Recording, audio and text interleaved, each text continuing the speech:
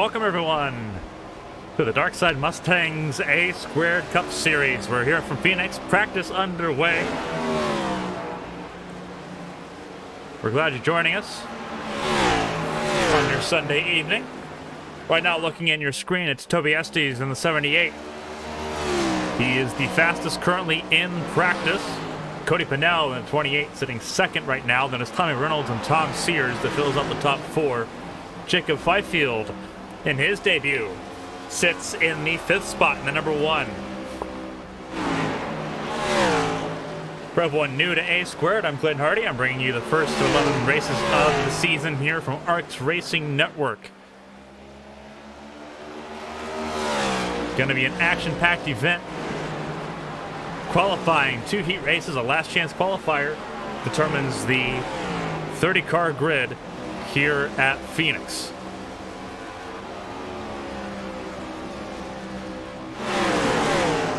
As we watch Toby Estes here on track. Here's a 78 Toyota. Cody Pinnell just up the track here. Georgia native, sitting second fastest. Tom Sears in that group as well. Tom Sears in that 14 machine, that ARC's yellow and black. The new look for him.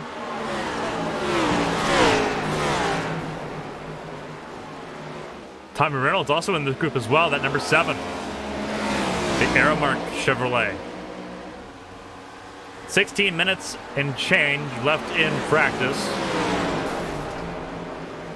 They will not be using all of this practice. There will be a driver's meeting before the race that the drivers will attend to, so there will be a brief period of inactivity before qualifying is underway. There's Jeremy Breo in the 74 that made contact with Tommy Reynolds. There's Joshua Gaiman for the 3rd week in a row running the Support for Ukraine machine, the number 61 Ford Mustang. He is sitting 5th overall at the moment. Tommy Withers is down in the 10th spot. The number 6 Valvoline machine. Davey Houck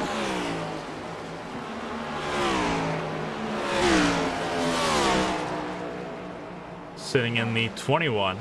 He is currently 12th. He is the fastest car on track aside from Reynolds, who just came back out on track. Matthew Kent, number 31. Running a new look as well in that Chevy Camaro. It's a Pepsi, I believe it's a Pepsi Max scheme, is what it looks like. John Smeal sitting in 14th is another car on track at the moment. Then Kevin Feemster in the number 8 made his debut last week at Las Vegas. There's Bradley Wright in the 51. Toyota Camry. Then you have Rich Catania in the number 24, running a new look as well, the Exalta 24. Again, 30 cars will make it into the main event tonight, which is 150 laps. There is qualifying, which determines the front row. Then 2 heat races. Heat 1 determines the inside row for the, I believe it's the first 6 spots, I believe. I'll have to double check on that.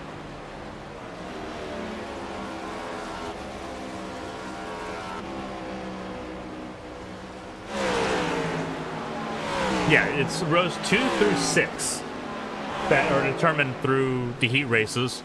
Heat 1 determines the inside of those rows. Heat 2 determines the outside.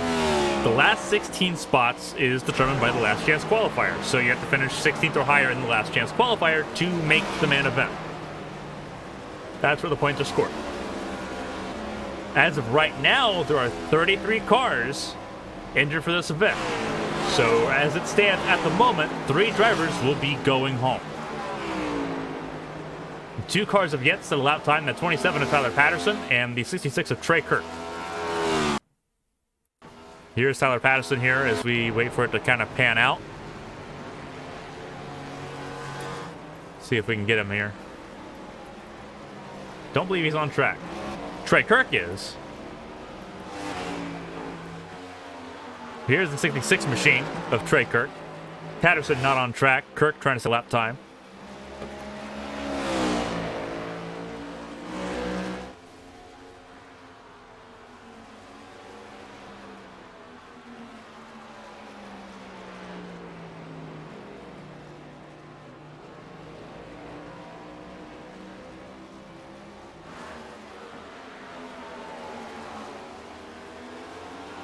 Again, there will be a driver's meeting within the last 10 minutes of this session, so there will be a brief period of inactivity.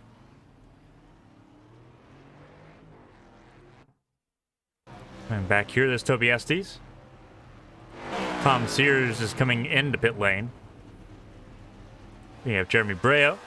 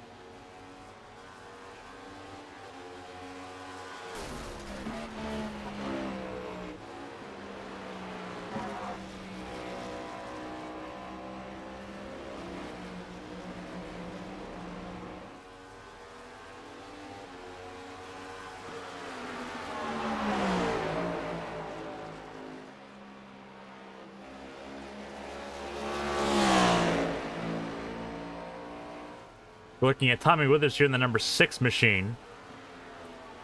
He is one of the few on track at the moment.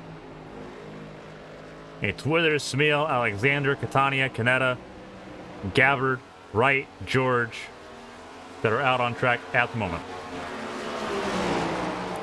There's Breo. You see that 74 machine? That is the Coca-Cola Starlight car. A new look for him in that number 74 Ford Mustang for Team Sideswipe. For those unfamiliar, Starlight is a seasonal flavor that Coca-Cola has released in time for spring.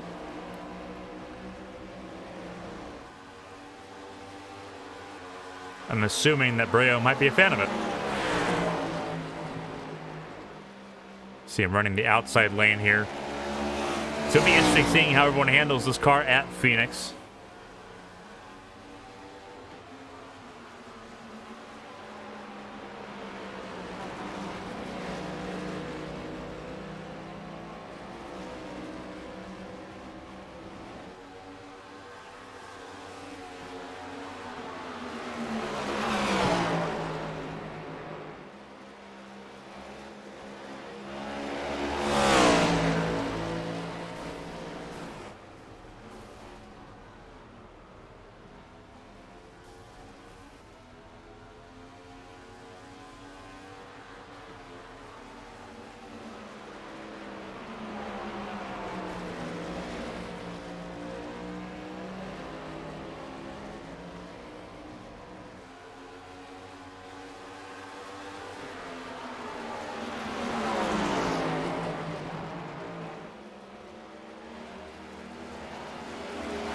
Not sure what we're expecting to see racing-wise. Obviously, this car is going to be a handful. It's a 670 horsepower package. As you see, someone was sideways there.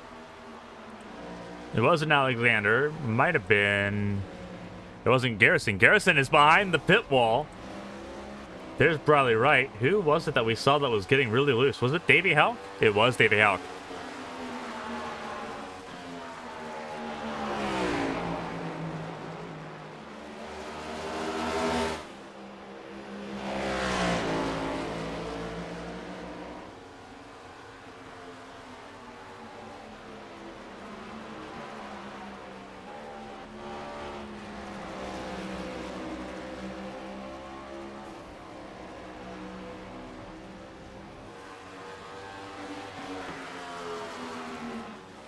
Here's Charles Canetta. Drivers meeting should be starting here momentarily if it hasn't already started. The driver's still on track. I'm not sure if a rule change has allowed them to keep running as the meeting is going on. Most people are in pit lane at this particular point in time. So I'm assuming that the driver's meeting is underway. As a member of the broadcast crew, we're not privy to what's going on in that driver's meeting. But we know that when qualifying starts, it's time to put the hammer down and see where everyone starts at least the heat races this evening.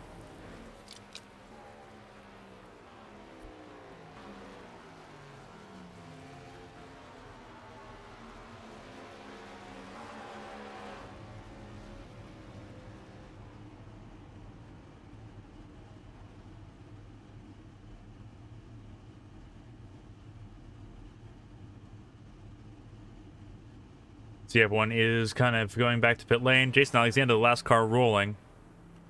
Nobody else on track at the moment, so the driver's meeting is underway.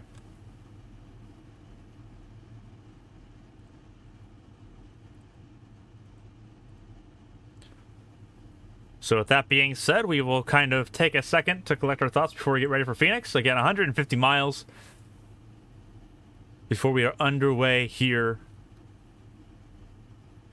We have to do qualifying, the heat races, and the last chance qualifier. So a lot going on here for those that are new to A Squared. But we're glad you're joining us on your Sunday evening. First race back for a couple weeks on YouTube. For those that are watching over on YouTube, we appreciate you. But yeah, the driver's meeting currently underway.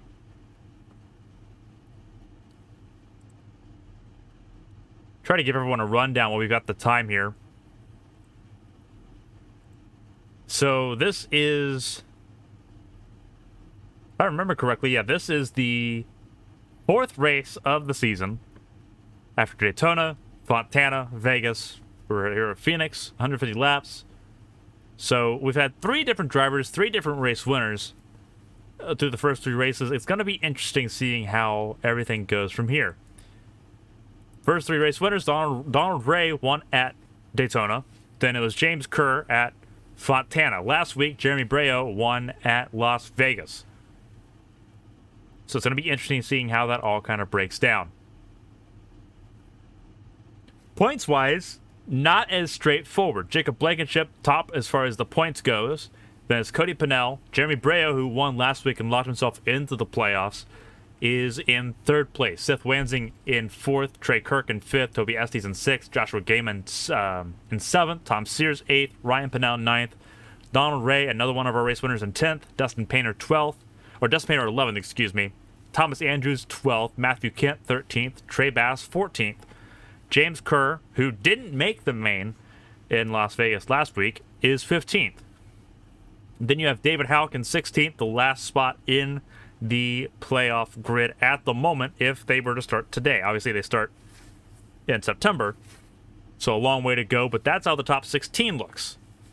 Then it's Joshua Garrison, John Smeal, John Hunbrink, Cody Riggs, top 20. 50 drivers have started at least one race this season.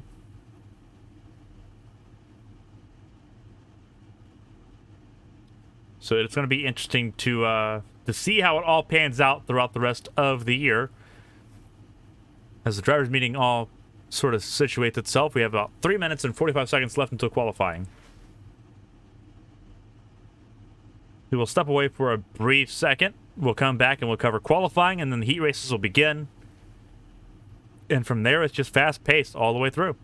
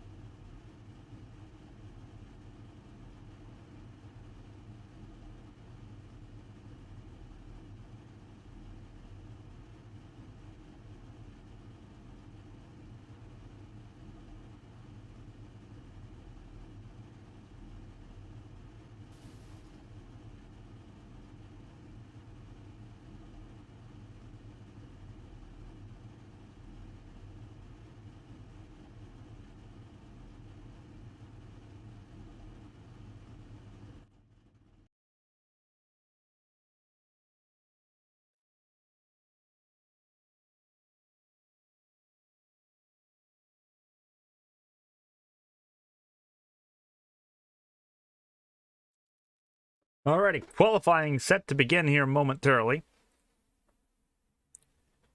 We'll see you all getting ready to jump on track here. Catania is going to be 1. Here we go. There's Catania in the number 24. He's one of the first ones on track. You'll see the qualifying results pop up on the left side of your screen. Top 2 are locked into the main event based on qualifying times. So the front row of the grid determined by qualifying. Rows 2, 3, 4, 5, and 6 in the race determined by the heat races. Heat 1, the inside. Heat 2, the outside. The remaining 16 spots determined by the last chance qualifier. Again, 33 cars, 34 cars entered to this event.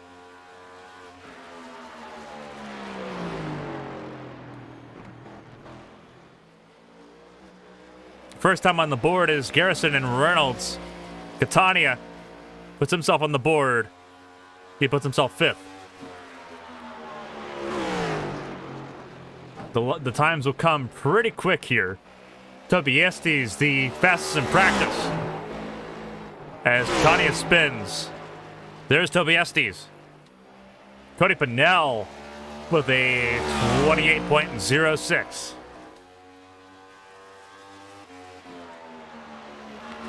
Here's what the lap times look like.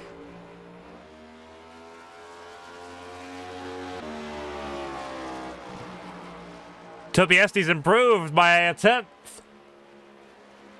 27.91. Pennell, 27.99. Jacob Fifield in the number 1 target machine. He's going to try to make it around here. He's currently 6th. Dr. Gaiman goes 2nd fastest. We'll see what Fifield can pull up here on his 2nd lap. Is this going to be a better lap? We'll see as he crosses the line. It is not. Ben Choate crossing the line in the 42. Does he have anything? It's 28.58. It's a 28.03. He does. Moves up to 4th. Ryan Pennell next in line here. Withers jumps to 9th fastest on his first lap. Looking at Ryan Pennell, he's about to start his first flying lap here. It's Pennell and Catania that have started laps here. Tristan Catania in the 48, Ryan Pennell in the 12. We're looking at Ryan Pennell. Erish George is on pit lane. He's going to start rolling his laps.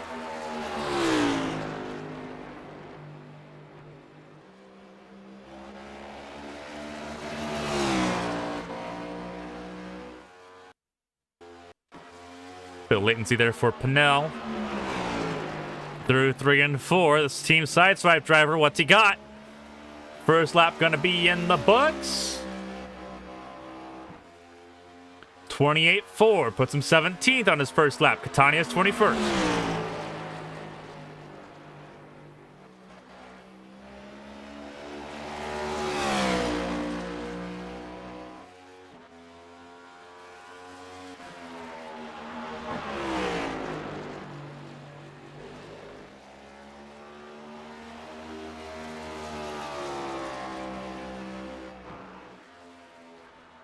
His second lap puts him 7th. Ryan Pennell up to 7th spot.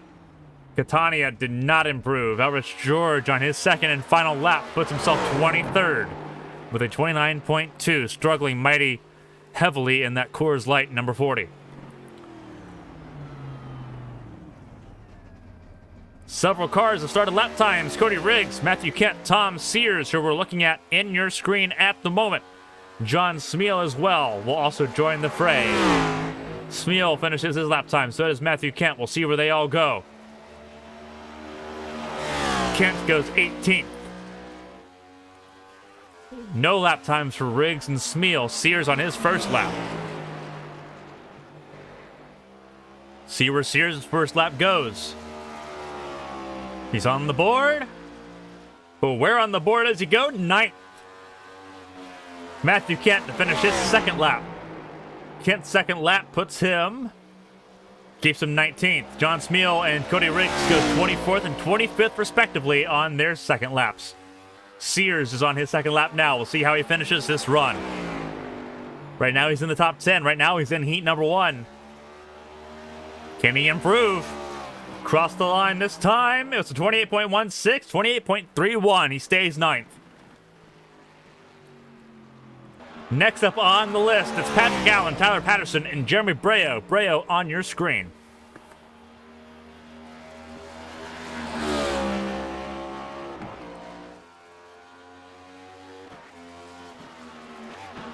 Patrick Allen in the 45, Tyler Patterson in the 27, Breo in the 74. They are the ones that are about to be running here.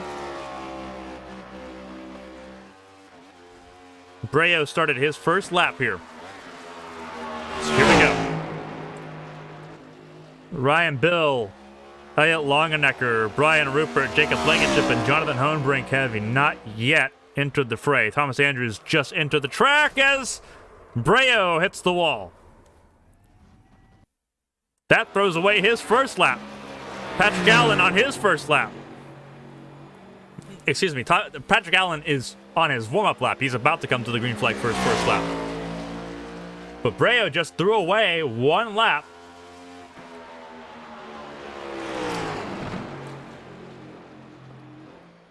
So Breo's put himself in a bit of a corner here in qualifying. And as we've seen in the previous races, the heat races, anything can happen. We've seen race winners fail to make it in the following week. People that we thought were favorites not make it in. People like Terry Gabbard in the 4 has not raced since Daytona. So you're never quite sure where you're going to be. The better you are in qualifying, the better chances you have of making it into the main event tonight, the 150 lap race. Patrick Allen taking it really slow on that first lap, 28.95. See where he goes. He's 27th right now ahead of Elrich George. Breo, Andrews, and Blankenship setting laps. Andrews' first lap puts him 26th. Breo's lap puts him 11th. He'll be asking himself what went wrong on that one because he definitely had top 10 pace. Blankenship goes 30th. Tyler Patterson's also on track. Patrick Allen's second lap puts him 24th. Here's Blankenship coming to finish his lap time here. Halfway through lap number 2 for Blankenship. Andrews goes 23rd, ahead of Catania. Ahead of both Catanias. Rich Catania's 24th, Tristan Catania's 26th. Blankenship's second lap moves him all the way up to 15th. A big jump there for the 85 of Jacob Blankenship. Now you've got Tyler Patterson in the Exalta number 27. A new look for him as he is on his first lap. And he spins it. Can he keep it off the wall? He will, but I'll reset here. He's going to lose that first lap. He's going to have one lap to try to set a lap time here. Brian Rupert, Jonathan Hohenbrink, Ryan Bill, and Elliot Longenecker, and then Donald Ray just joined. Here he is in the number 5 from Rockwall, Texas.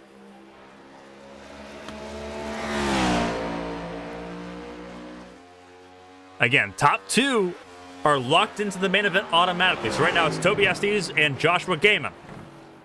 We'll see what Donald Ray can do here, our Daytona race winner. As I mentioned earlier, he's currently 10th in points. He's locked in with his Daytona race win.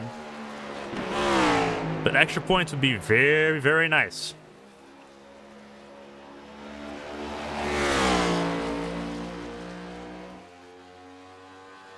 First lap underway for Donald Ray. Second lap underway for Tyler Patterson.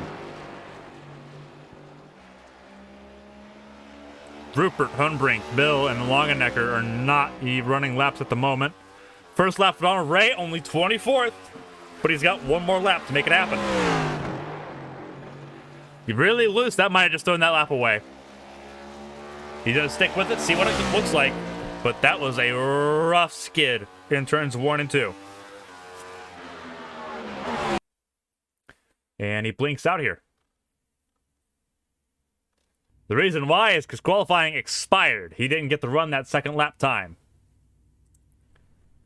Alrighty, so we're on to heat race number 1. Here's what it looks like. It's Cody Pennell and Charles Canetta on the front row here in heat 1. Ryan Pennell right behind in the inside of row number 2. Alongside him is Tom Sears.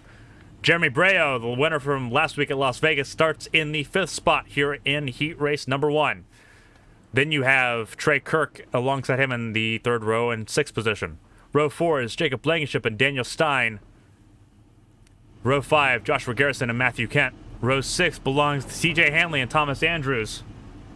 As we get ready to roll here.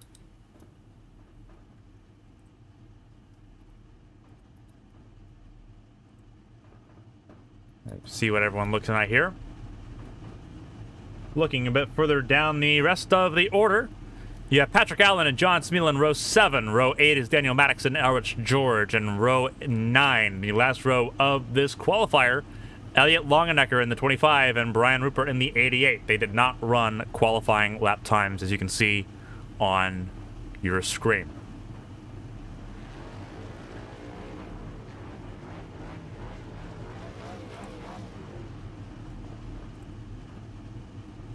Ten laps here in this heat race to make it happen.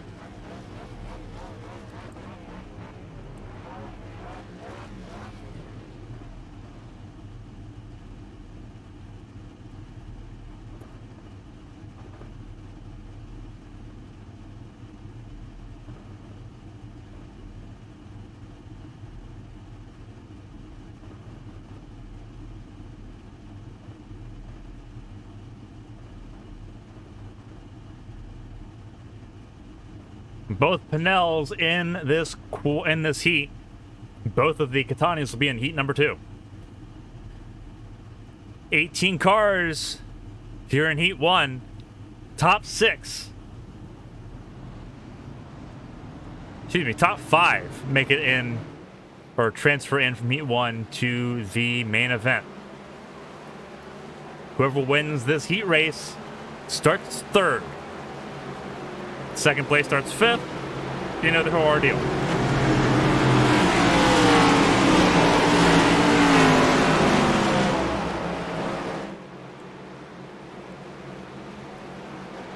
So Pennell, Canetta, Ryan Pennell, Tom Sears, Trey Kirk, Jeremy Breo, top 6. Pace cars in pit lane. They will not start this race until they get through turn 4. There will be a Geico restart zone. That'll kind of mark where everyone can start going here.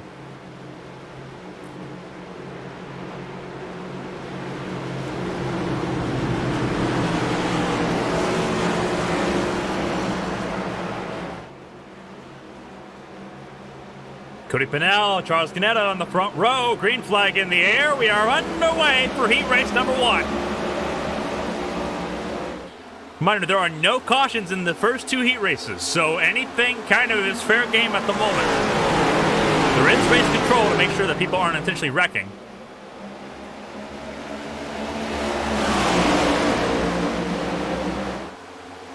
But don't put yourself in positions that can really compromise you here. Both Pennells, Cody and Ryan, 1-2 at the moment. Tom Sears up to 3rd. He's on the outside, 3 wide. Jeremy Breo in the 74. Charles Canada, who started on the outside of row 1, has been skunked down to 5th. That's a car falling behind. A car tagged the wall there.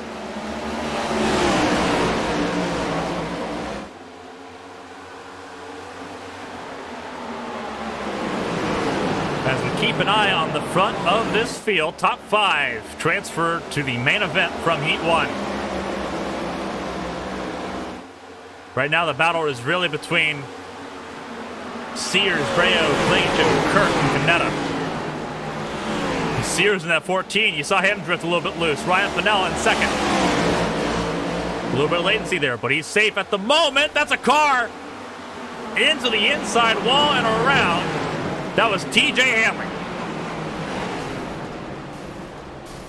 And that's Joshua Garrison alongside. There's Elrich George in the 40. Patrick Allen alongside him in that money lion, number 45. calamities here at the back of heat number 1. At the front, that's sideways.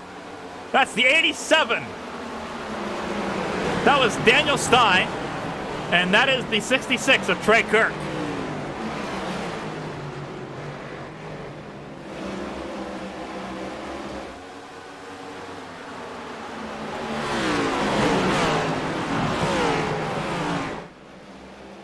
Here we go.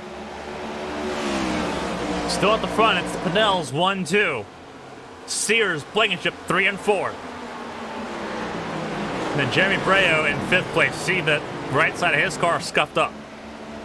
He's ahead of Charles Canetta for the last spot to get into the main event from this heat. Again, if you don't make it in, not all is lost. 16 spots are determined by the last chance qualifier. So there's a big window for you to make it in.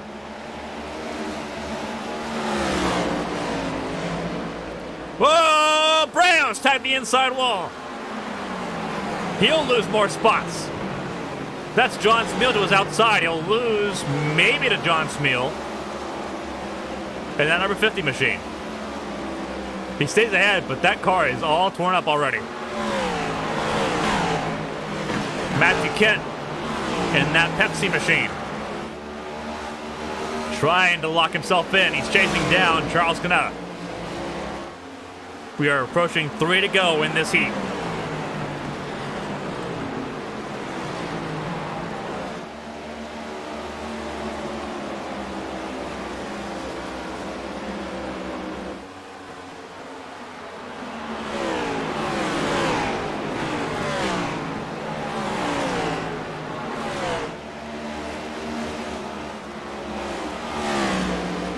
Battle for 5th right here.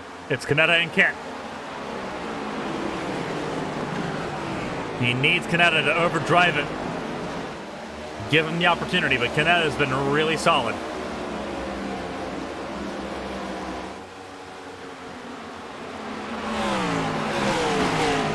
As it sits, not the end of the world for Matthew Kent at the moment. He'd be on the pole for the last chance qualifier. But he likely does lock himself in now as Tom Sears drops a position in battle there to Jacob Blankenship.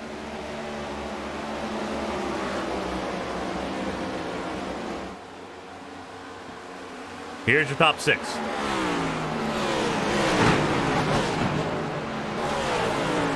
Sears battling with Blankenship. Blankenship in the 85, Sears in the 14. Coming to the checkered flag for heat number 1, it's Cody Pinnell. He'll lead Ryan across the line. Cody Pinnell wins heat race number 1. Ryan Pinnell 2nd. Jacob Blankenship 3rd. 4th for Tom Sears. Charles Canetta takes the last transfer spot from heat 1. And then Matthew Kent will start on the last chance qualifier pole position.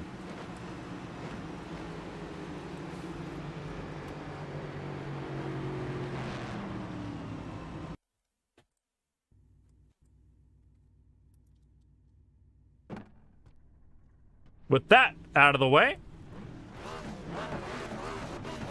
here's what the starting grid looks like for the second heat race. It's Ben Choate on the sprint race pole position.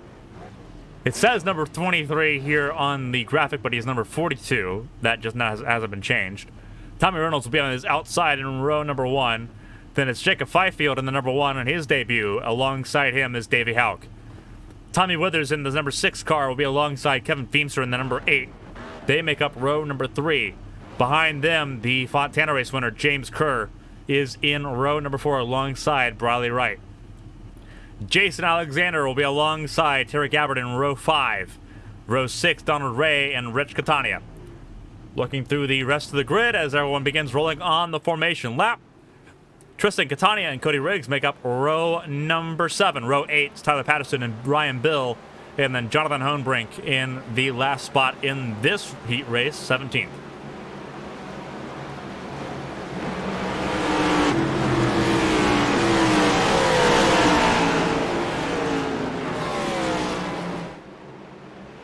It's saying that Cody Riggs is in the lead. He is definitely not. He is on the next to last row. That should correct itself when we cross the line here.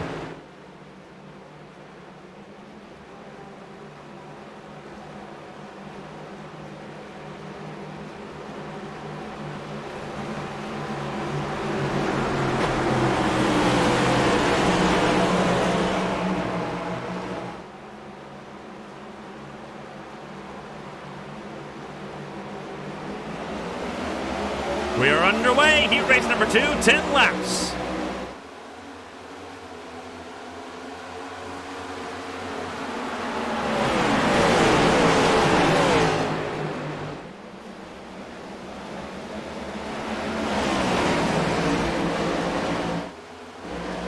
It's saying that Cody Riggs is in the lead. He is not.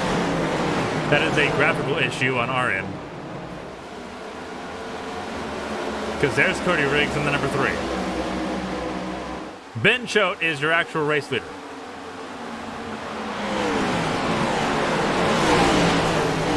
As there is a huge crash. Catania ahead of it. Terry Gabbert's a part of it. Tristan Catania, Ryan Bill.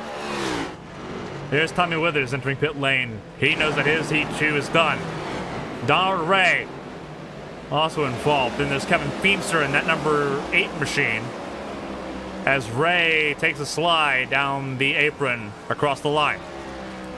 But that is his Heat race number 2 done and out of the way. It's Catania out on home brake.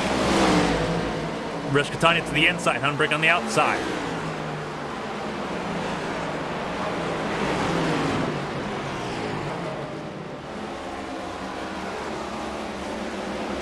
See that the graphic has fixed itself here a little bit. Riggs back down in 9th place. Top 5 is Reynolds, Choate, Wright, Alexander, Houck, and Patterson. Patterson just took 5th away from Houck, as Davey Houck's actually crashed. Seat damage on the number 21 machine.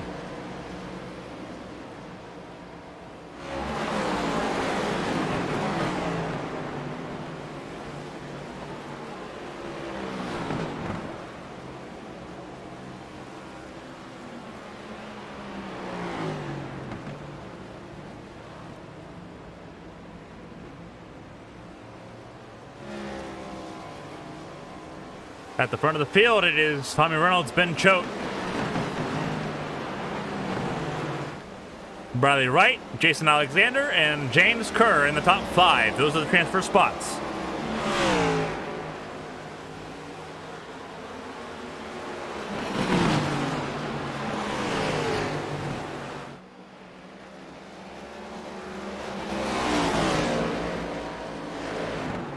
Reynolds and Choate battling side by side pretty hard. Bradley Wright in the 3rd spot. Alexander 4th, Kerr 5th, and Tone Brink alongside in the 6th spot. As that was Kerr that went really wide. He's got some damage on the right side already. Almost added to it. Tone Brink up 12 spots. Trying to lock himself into the main event here in heat number 2. Transfer spots getting spicy. Davey Houck is a lap down in that number 21 machine. He is not on the lead lapper in the battle here, but he is ahead of Cody Riggs, who is in that battle, or at least trying to be in that battle.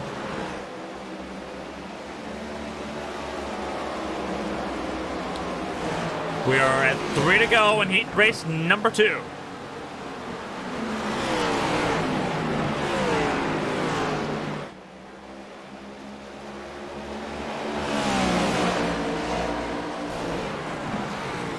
Tag of the wall there from Cody Riggs. And that was Catania. Rich Catania hit the wall and he spun.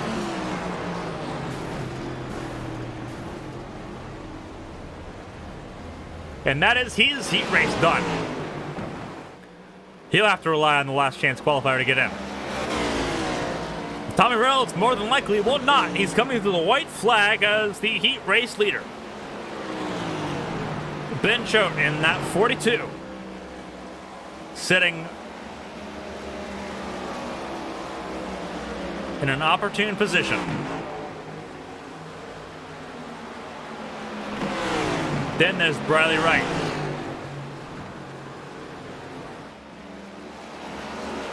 There's Jason Alexander in the Coors Light number 53. Jonathan Hohenbrink in the 5th spot.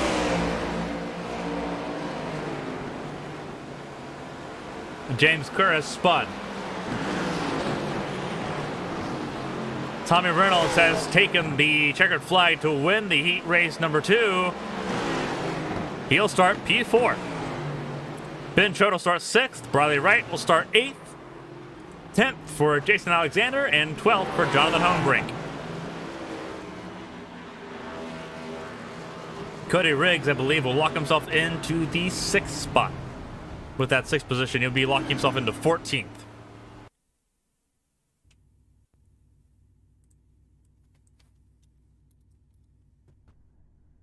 Alrighty, this is where it's going to get really interesting. Here is the last chance qualifier starting grid. Jeremy Breo on the front row.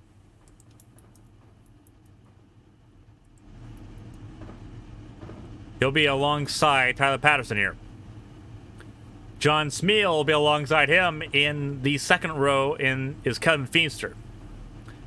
Daniel Maddox in row 3 alongside Tristan Catania. Patrick Allen in the 4th row alongside Davey Houck. Then it's Daniel Stein and Tommy Withers making up row number 5. Owich George and Terry Gabbard make up row number 6. Looking further down the grid, Trey Kirk and Donald Ray in row 7.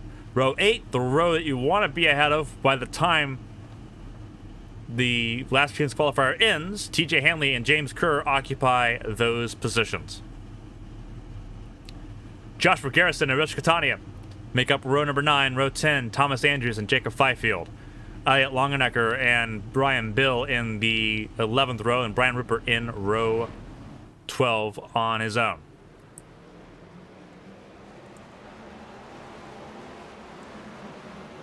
This is the last chance qualifier. It's Breo, Patterson, Smeal, Feemster, Maddox, Catania, top 16 transfer into the main event. Rules a bit different than what it was for the heat races. There are up to 2 yellows that can be thrown in the last chance qualifier. Once those 2 yellows have been thrown, no more. So a bit different in terms of how it's operated here, and then obviously the main event will operate as a normal procedural event. But right now it's Breo and Patterson on the front row. The green flag here for the last chance qualifier. Green flag in the air. We're underway. Last chance qualifier. Who's making it in?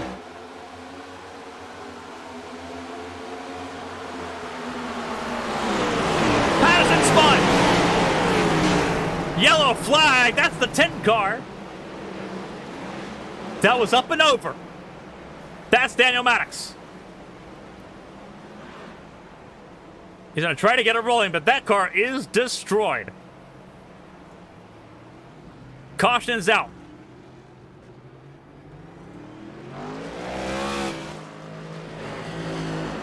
And it all started with Tyler Patterson.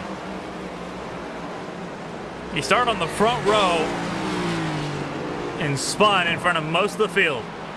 That'll shake a lot of stuff up. But take a look at what happened.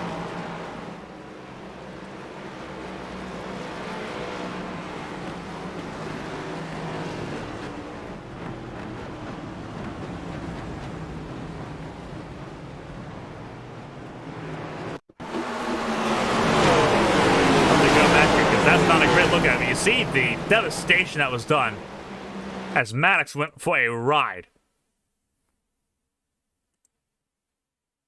So we'll have to try to get a better angle here. We're going to get a slow motion for you. That is John Smeal, I believe, to his inside, and the number 50. It is John Smeal.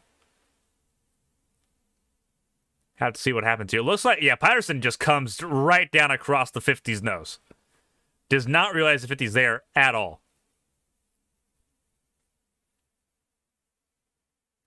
And you see Daniel Maddox. And Davey Houck. And it looks like that's Tommy Withers as well. Just plows into him, and up and over he goes. End over end, barrel rolling. Lands on the tail of the car. Bounces and comes to a rest, and eventually comes to a rest on the right side after rolling a little bit down the banking here. This is what it looks like. And that is in full time. A wild ride for the number 10 Monster Energy Machine of Daniel Maddox.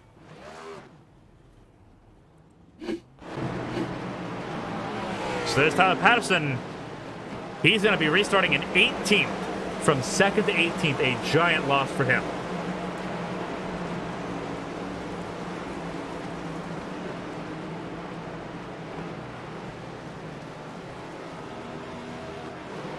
Up at the front, it's going to be Jeremy Brayo, then Kevin Feimster. Davey Houck, who was involved in that accident, up to 3rd.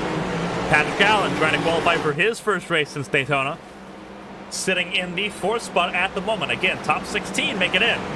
Right now, Patrick Allen looks really good. You see the damage on Davey Houck's machine. See if we can get a better angle of that.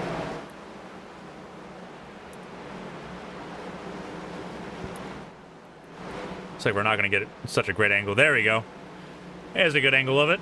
You see the hood of that car, the bonnet is gone. And the front of that car needs to survive 9 more laps before he can get it fixed and get himself into the main event. Right now, he's in a really good spot.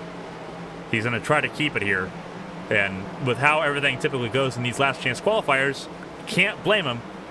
But there's a risk that he's going to get swamped with all that damage. But he sits 3rd at the moment. Patrick Allen in 4th. Terry Gabbard, who has struggled since Daytona, sits in 5th. He's trying to make his first race since Daytona. A lot of drivers needing this race desperately. Been bad luck for a lot of drivers in these heat races and qualifiers. Wrong place, wrong time situations, especially for Gabbard. Patrick Allen up 45, almost qualified at Las Vegas. The last second crash exiting turn 4 bumped him 2 spots out of that. But up at the front, it's Jeremy Brayo and that Coca-Cola Starlight machine. He'll be leading us to the green flag. Pace cars in. Geico restart zone. Brayo goes. We are underway once again.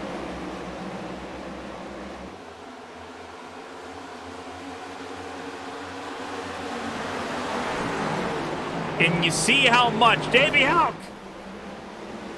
still 3 wide. Yellow's going to come out again. Gabbard has crashed, but the crash happened behind with Catania.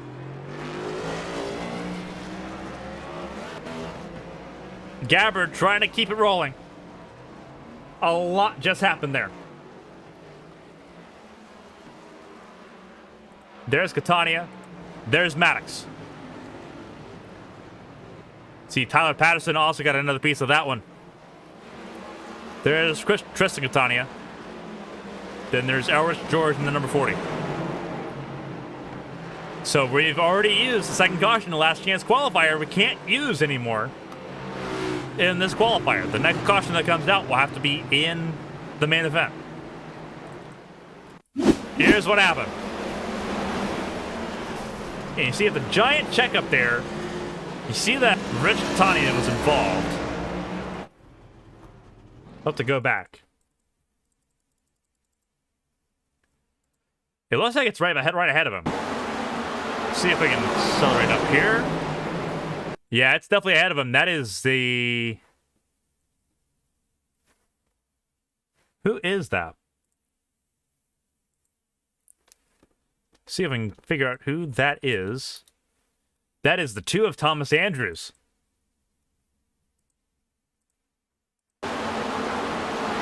So what happened? Oh, he just runs really wide. He just runs extremely wide.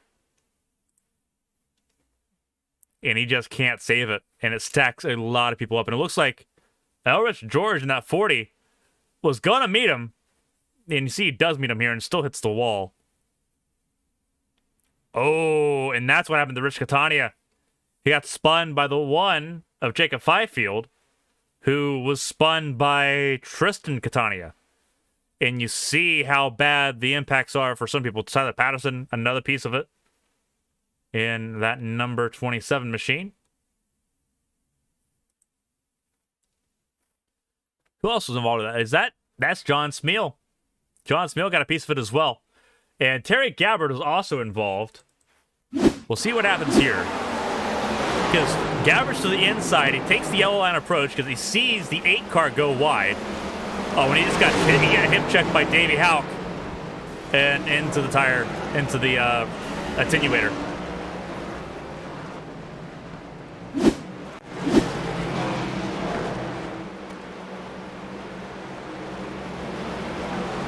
So a lot just took place to cause that second caution.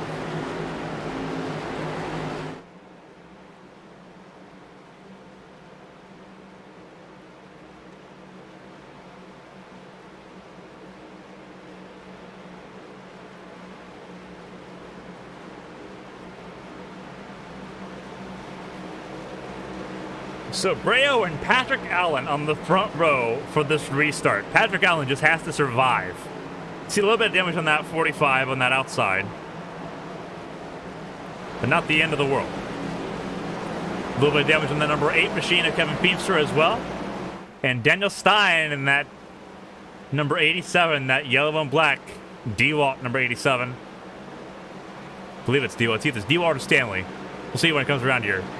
One of the two, but he's in 4th. It is DeWalt. Donald Ray made his way up to 5th.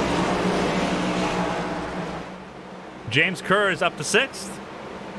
Then it's Kirk and Garrison in row 4. Tristan Catania and TJ Hanley in row 5. John Smeal, Tommy Withers in row 6. Row 7 is Davey Houck and Tyler Patterson in row 8. The row you want to be ahead of by the time this race ends is Rich Catania and Terry Gabbard. Pace car's in. It's on Breo's command. It's Breo, Allen, Feemster, Stein, front 4. Coming to 2 laps to go. Breo goes. Allen sleeps at the start. We're underway. Patrick Allen did not go at all on that restart. A very tentative restart for Patrick Allen as he just wants to make it into one of these races. He's going to lose another spot there to Trey Kirk and maybe more. He held up the 87 of Daniel Stein tremendously as James Kerr sends it 3 wide. Pushes Catania and pushes Allen to the outside lane. Allen's down to 10th. Battling for 10th with Davey Houck. More crashing going on. That was Stein. Stein and Garrison. Maddox as well. John Smeal also is wrecking out here. Checkered flag in the air. It's Jeremy Breo across the line. Donald Ray 2nd. Trey Kirk 3rd. Kevin Feemster in 4th. James Kerr 5th. Tristan Catania in 6th. Then it's Hanley, Houck, Withers, Allen qualifies. So does Rich Catania. Terry Gabbard makes it in. Finishes 12th. Thomas Andrews 13th. Tyler Patterson 14th. Elrich George qualifies for a main event. And then Jacob Elrich. Or Jacob Fifield, excuse me, the number 1 on his debut will make the main event. Whew! I'm out of breath.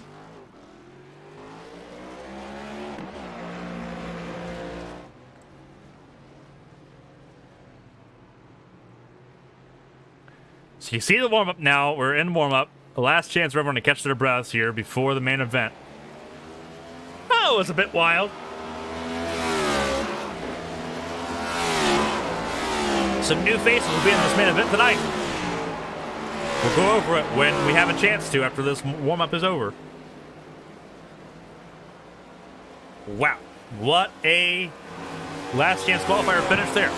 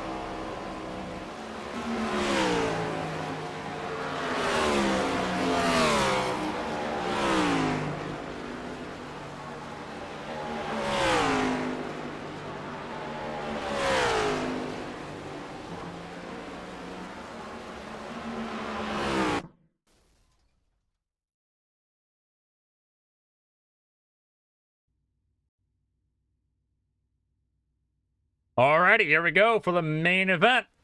150 laps here at Phoenix. We hope you're ready. So here's the starting grid. It's Toby Estes and Josh Gaiman on the front row. Row 2, Cody Pennell and Tommy Reynolds, the winners of heat races 1 and 2. Ryan Pennell and Ben Choate make up row number 3. Bradley Wright on the outside of row 4 alongside Jacob Blankenship. Tom Sears will be the inside of row 5 alongside Jason Alexander. Row 6 is Charles Ganetta and Jonathan Homebrink. Row 7 starts with Matthew Kent and Cody Riggs, who were the last ones to make it in from their respective heats. Row 8 starts all of those that made it in from the last chance qualifier, beginning with Jeremy Breo starting in 15th. Keeping down at 74, he won last week at Las Vegas, and he's known to make some pretty bold moves. Can he do that again tonight? We'll find out. He's alongside Donald Ray, our Daytona race winner.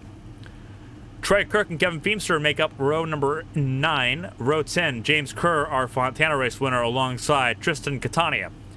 TJ Hanley in row number 11 alongside Davey Houck. Row 12, for the first time, Patrick Allen's involved since Daytona. Tommy Withers is to his inside in row 12.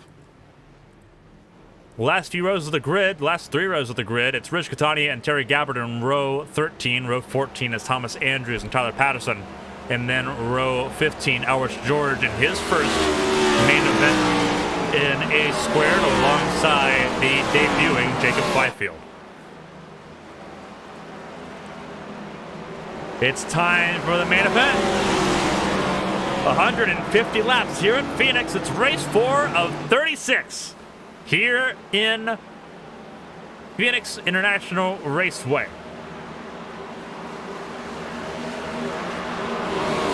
You got the Magic Mile, the Monster Mile. This can be a very mean mile here at Phoenix. It's Estes, Gaiman, Pennell, and Reynolds top 4. We're underway here at Phoenix.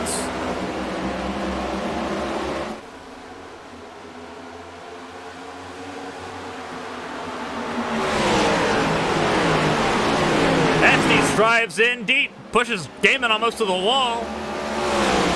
Opens the door for Pennell. Reynolds to the outside. We are still looking good as we look to complete lap number 1. Everyone's figured it out here.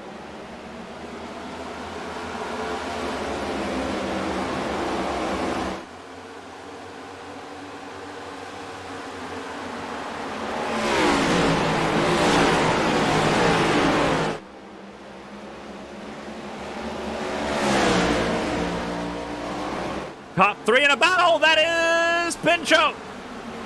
Yellow's out, and that's why. That is a huge crash, half the field involved.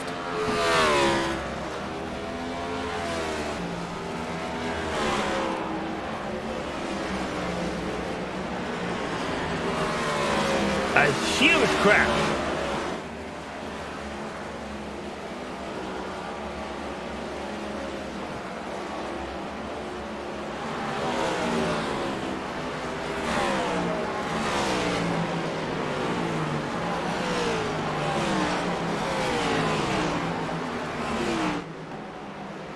So a lot of cars are going to come in the pit lane here. We'll figure out what happened.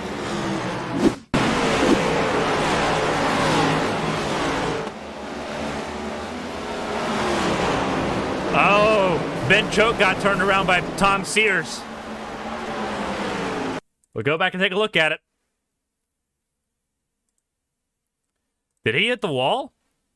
No, he touched the yellow line and got loose. So we'll go slow motion here. Here's a good look from up above.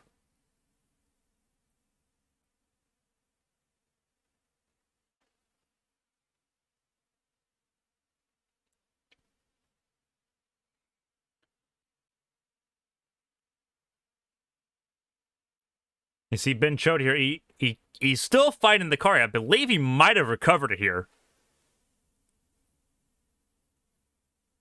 But Tom Sears just kind of tags his rear end there. Tags that left rear quarter panel. And just sends him around and then blocks the entire track for everybody behind. 30 cars, of which there's about 16 or 17 cars in that melee. It's easier to list those that weren't.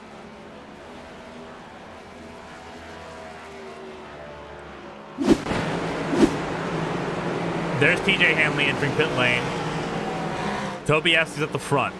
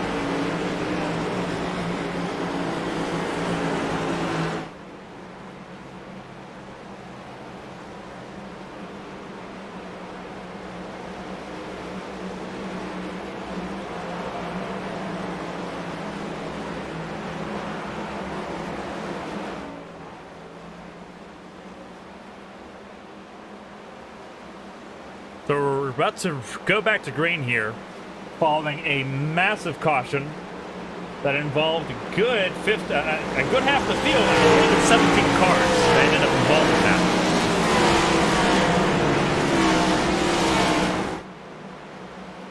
It's harder to list who wasn't involved in that accident. See TJ Hanley still in pit lane. There's Cody Riggs as well in pit lane, as well as Jonathan Hohenbrink and Patrick Allen, it looks like. I'll have to double check here. No, Patrick Allen is running here.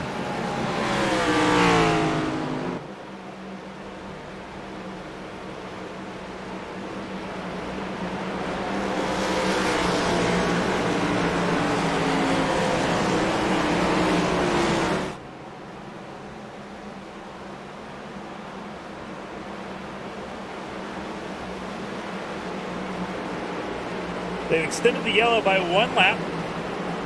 I saw that Patrick Allen was trying to let people go by. They were still getting sorted in the back of the field.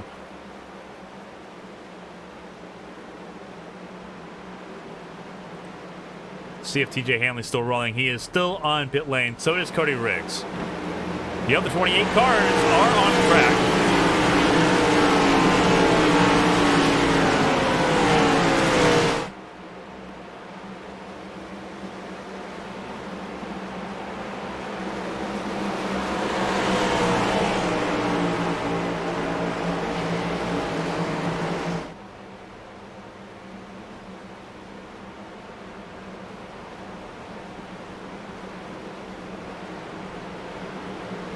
Alrighty, we will be going back to green flag here. This time, pace cars in. It's Pennell and Gaiman on the front row. Both Pennells in the top 4. Gaiman with a good launch. We are underway once again.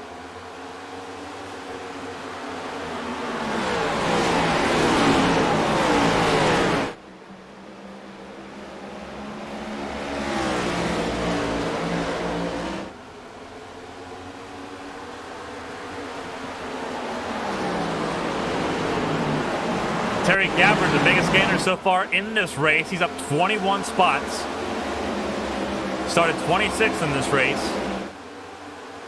Right now looking really good. He's on the outside of Jeremy Brayo in that number 4. Making the most of the opportunity. He's not been in a main event since Daytona. And he's battling pretty hard with that 74. As you see them scatter and fan out behind. Look a little further down, James Kerr in that 75. He's in 12th.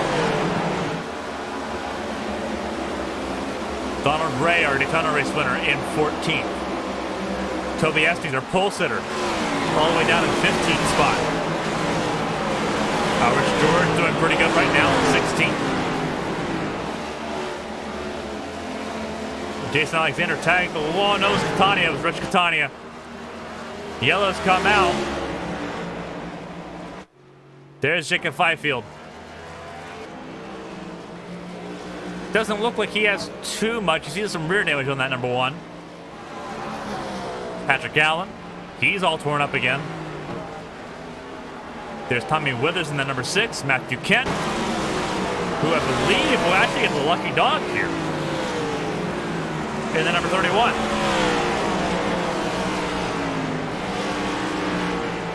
Let's figure out what happened.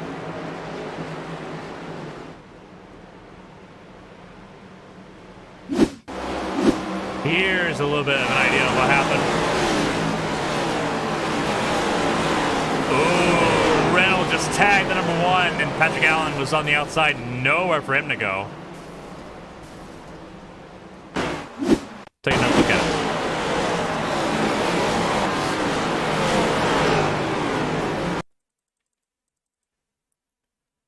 See what happened here. So we got a pretty good look here. We'll slow it down for you.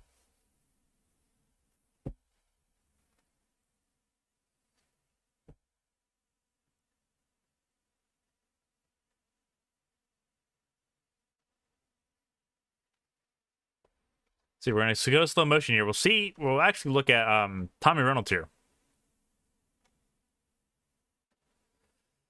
Ugh, that doesn't make it much better, does it? See if we can get a better angle. We'll actually go... See if we can go on board with the number 7 of Tommy Reynolds.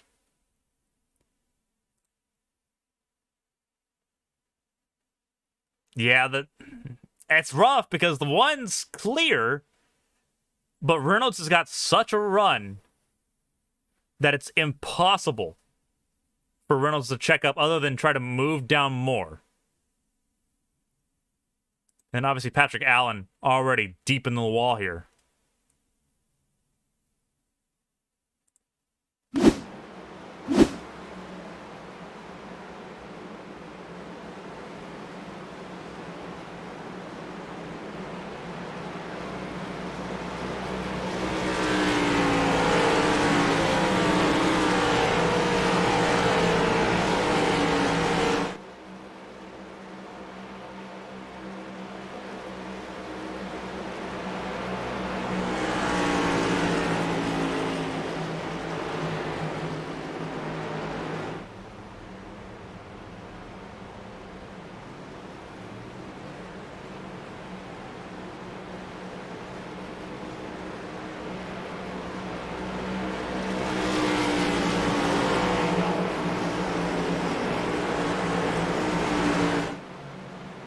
So we're under the second caution of the night for a multiple car crash. Jacob Fifield, Tommy Withers, Patrick Allen, Tommy Reynolds, Rich Catania, all involved in that second yellow.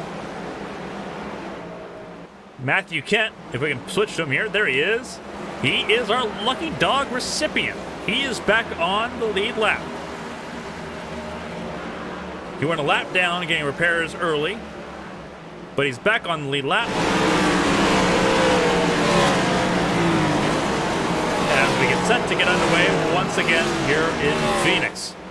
It's Ryan Pinnell at the front of the field. Then it's Josh Gaiman, Charles Panetta, Cody Pinnell in row 2, excuse me. Jeremy Breo, Terry Galbert in row number 3. Jacob Blankenship and Davey Houck, row 4. Ben Choate and Trey Kirk in row 5.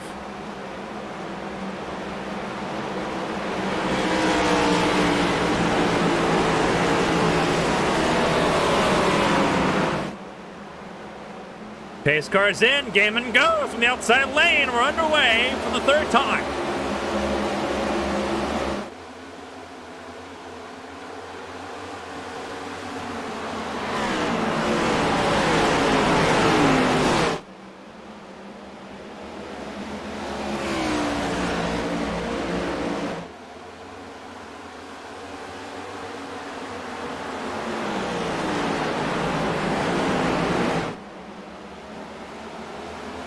Gaiman pulling a little bit of a gap to Cody Pinnell and Jeremy Breo.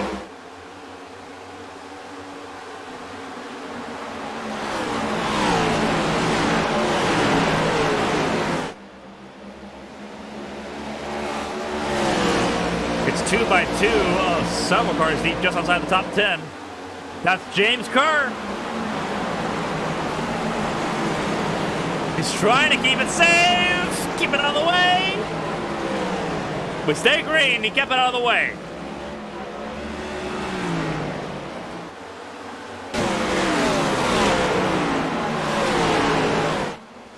There's Joshua Gaiman. We stay green. James Kerr did a really good job saving it.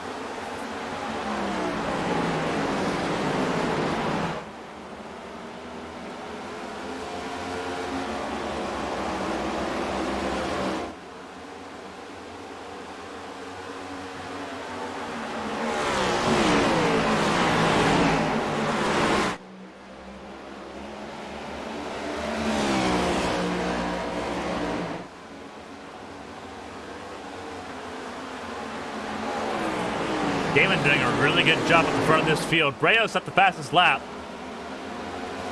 But Gaiman's holding his own pretty well here at the front of the field.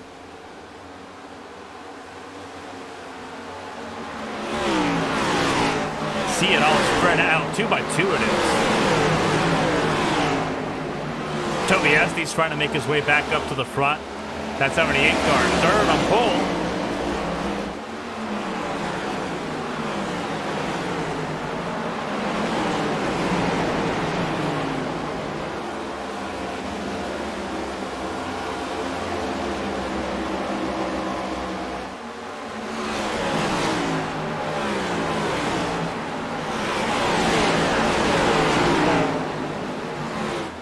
Getting a green flag run going, it feels like.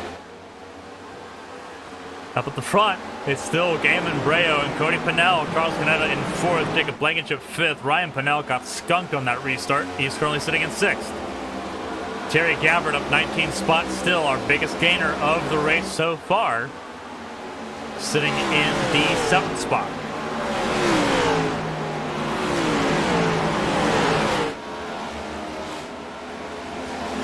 Gets past Ryan Pennell for the 6th spot. He'll make it 20 spots up.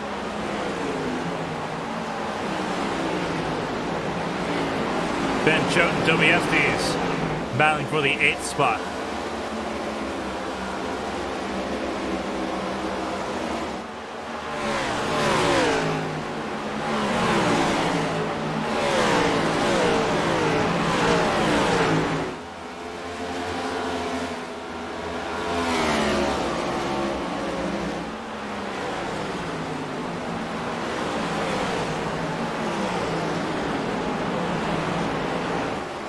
Trey Kirk is up to the 10th spot, started 17th in this race. Right now, the 66 car is looking pretty good in the top 10.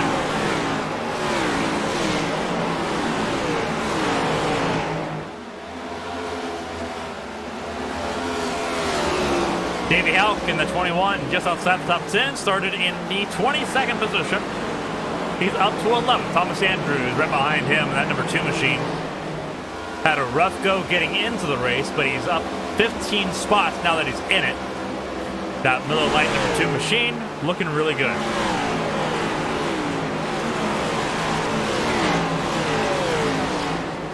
Donald Ray in the number 5 machine is sitting in 13th. He's up 3 spots. Again, not had the cleanest way into this race. But now that he's in it, trying to make the most of it. Side by side, it's Pennell and Brayo. Top 3 really close together, and then there's a gap between them and Jacob Blankenship in 4th.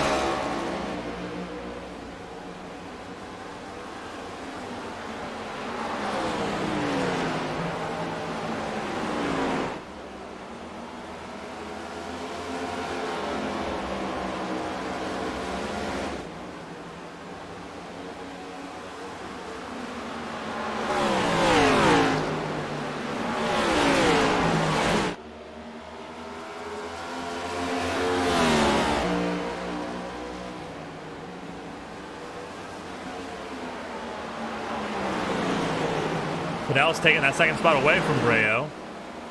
For into stage 1 is on lap 35. And it's very possible we might go green all the way to the end of stage 1.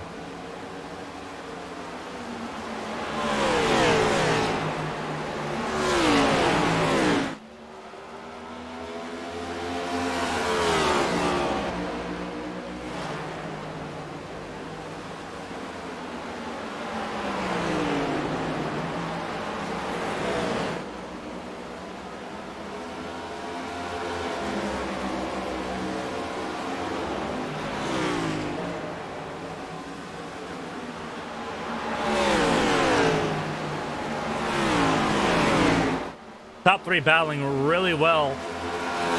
It's still Joshua Gaiman's control. Pinnell's looking really good. Jeremy Breault's looking solid as ever. Jacob Blankenship there in that fourth spot. He's leading the brigade, trying to catch up. Charles Canetta's looking consistent. Brian Pinnell still there in the sixth spot. Toby Estes has gotten past Terry Gabbard. So it's not the end of the road right now. Trey Kirk in ninth. Ben Choate in the 10th spot, battling with Davey Houck.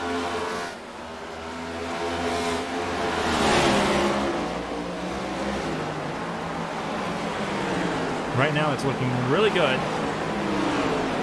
as we approach lap 30 here. Thomas Andrews in the number 2 machine.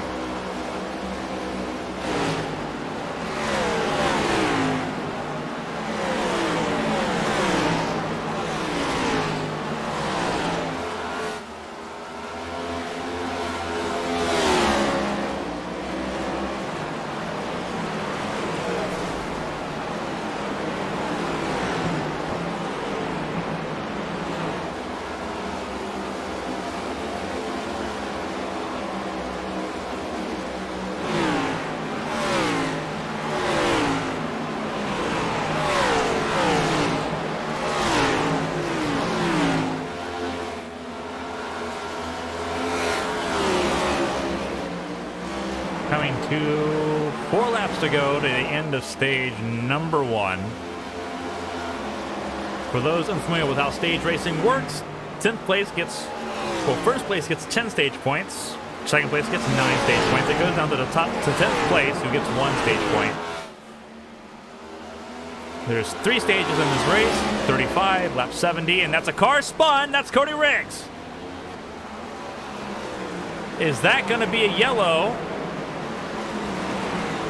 That's got to be a yellow. That's got to be a yellow. That's Donald Ray almost hitting him. And someone did hit him. Why was the yellow not thrown? Oh, my goodness.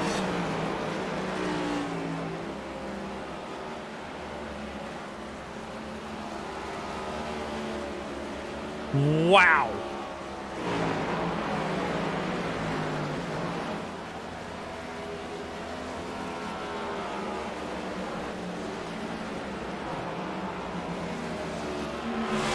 Caution's out. This will be how stage 1 ends.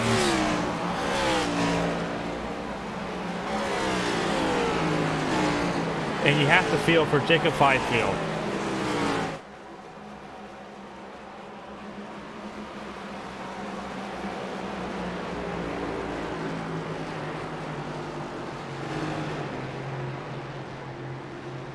Oh my. Watch pit stops here. I believe when the caution's thrown is when stage 1 ends, but we'll make sure that we see who ends up here through stage number 1. You have to feel for the number 1 car of Jacob Fifield. You have to feel for it. That is one of the worst moments to have happen as a driver. Just absolutely rough. We'll watch pit stops happen here. Donald Ray stays out. Jason Alexander stays out as well. They're going for track position here. Gaiman ahead of Cody Pinnell, Jacob Blankenship, Jeremy Breault. You got Toby Estes here. Trey Kirk, Davey Houck, Terry Gabbard. That's your top 10 exiting pit lane. Matthew Kent in 11th. Then the top 10 exiting pit lane, Jonathan Hohenbrink, not one of those drivers. Thomas Andrews was 10th exiting pit lane. Hohenbrink's entering pit lane now.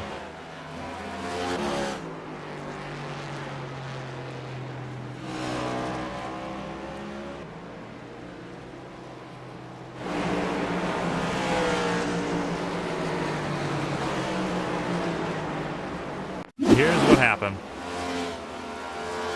And it happened with Cody Riggs. Cody Riggs was already well around.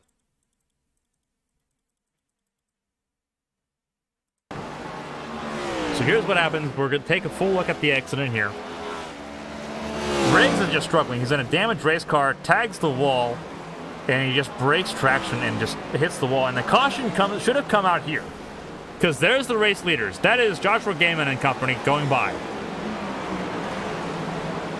Riggs goes up towards the wall. Donald Ray almost hits him. And Jacob Fifield, who's right behind Rich Catania, pulls out last second, and Fifield can't see him. There's no way he can see him. We're actually going to go on board with Fifield so you can get an understanding as to why this happened.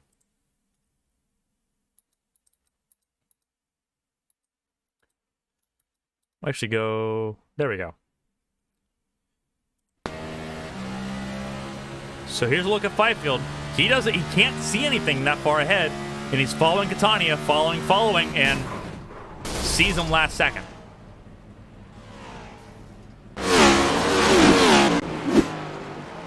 And there's Fifield.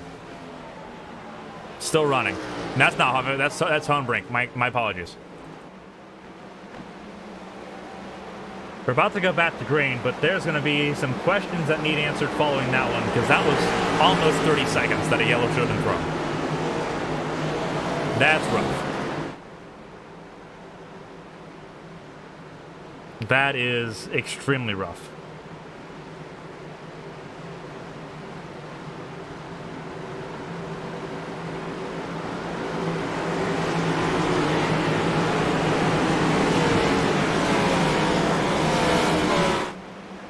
It's Donald Ray, Jason Alexander on the front row. They did not pit. We're back at it for the start of stage number 2.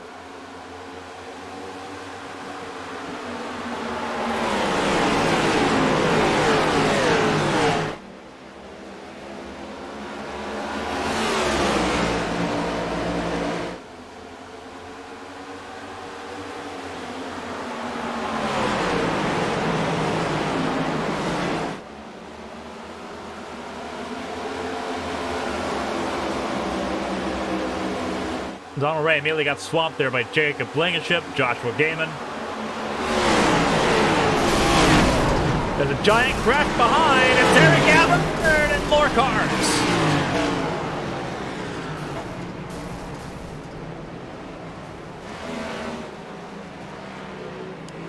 Cody Riggs involved again, late in that accident.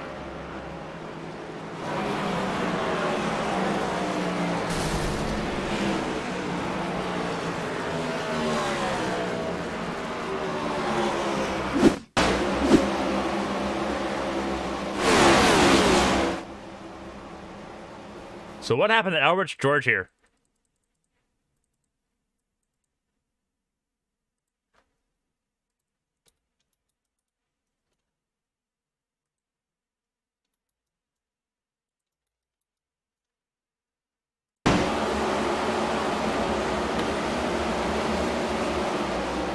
So here's Terry Gabbard.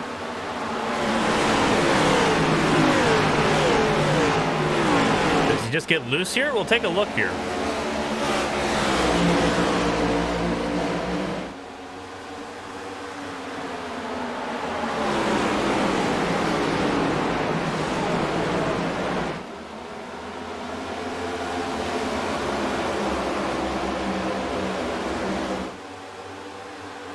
Oh, he just gets loose on the transition. Ooh, that's a hard hit. And that's where we jumped to see him.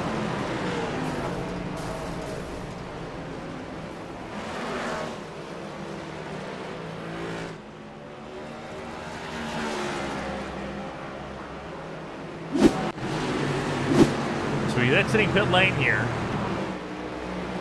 Jacob Blankenship now at the front of the field. But a rough start to stage number 2.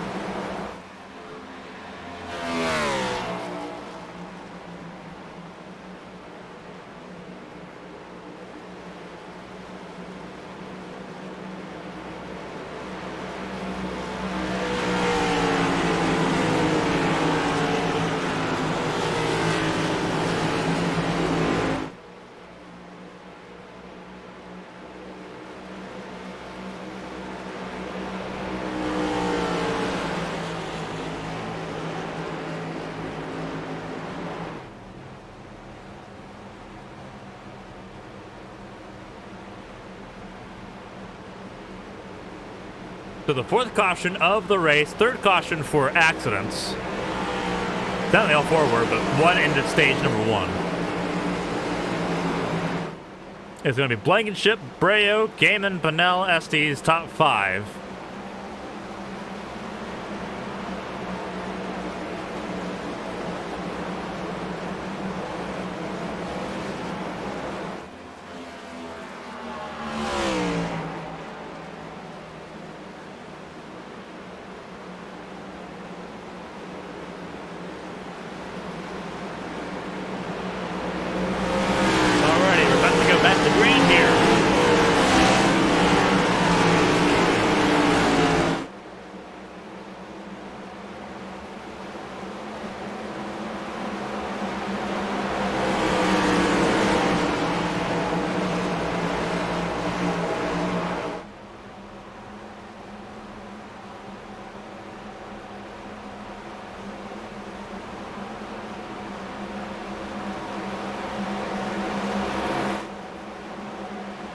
Here we go. Blankenship controls the restart from the outside lane, and he goes now. We're back underway.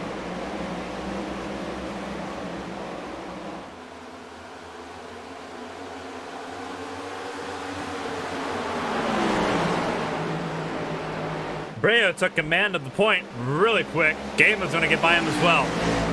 Breo has the fastest lap of the race. 28.03. But Gaiman led most of the first stint. We'll see what he can do here from that 61 machine in second place. Cody Pennell in that 28 as well in the conversation, as well as Toby Estes in the 78. He's made his way back to the top 5.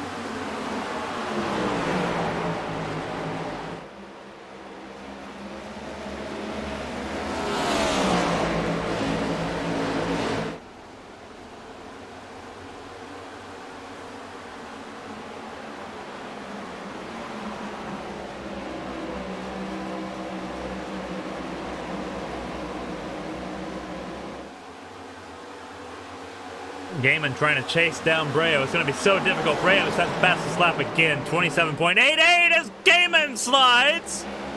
A really good save at the 61. But he's going to lose spots. That's Blankenship. Cody Pennell and Toby Estes hot on him.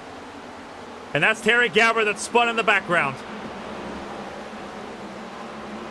A really good save by Gabbard because he was sideways. No yellow. We stay green. But he lost a lot of spots on that one. Stage 2 has not been kind to that 4 car.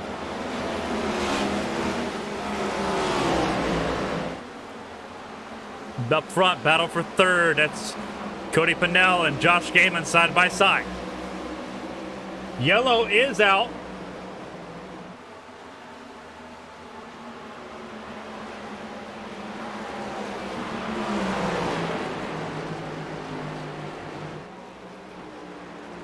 Not sure as to why.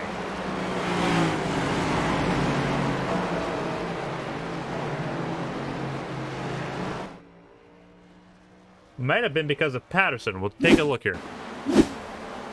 It was Patterson, and that's why. That is Patterson and Tyler Wright.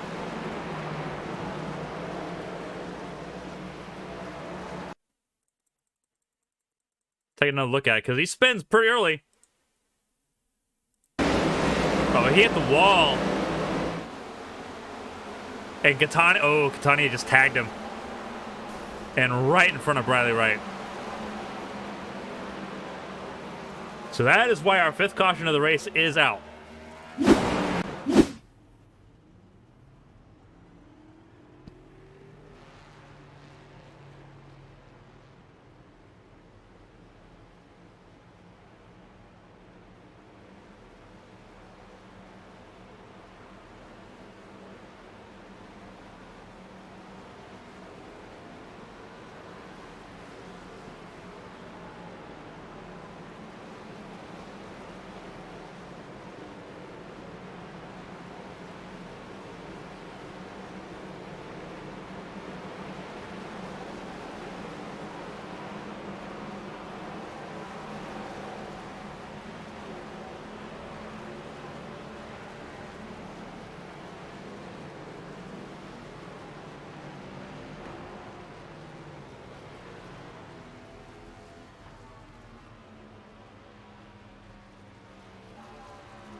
So Tyler Patterson on pit lane.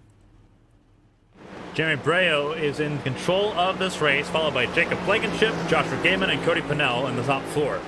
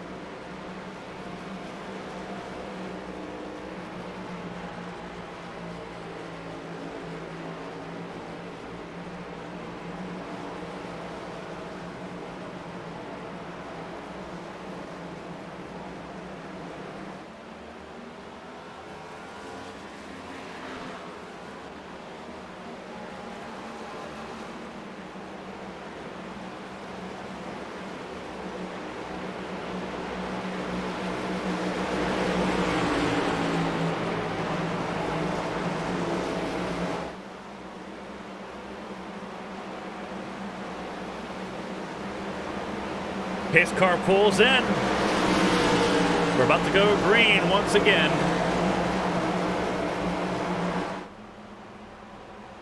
After a yellow and after a caution involving Rich Catania, Tyler Patterson, and Briley Wright.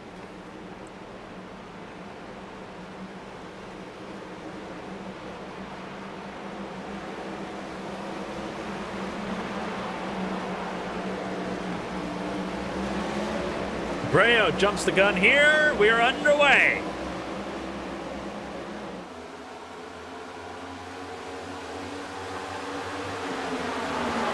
A really good start for Breo, and it left Blankenship just left standing. He's down to fifth already.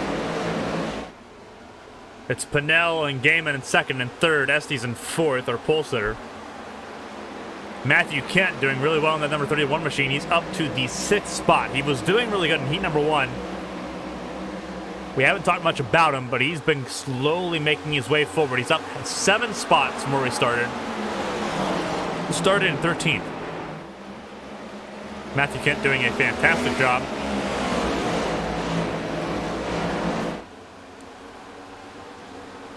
He's right there between Blankenship and Ryan Pennell in the number 12.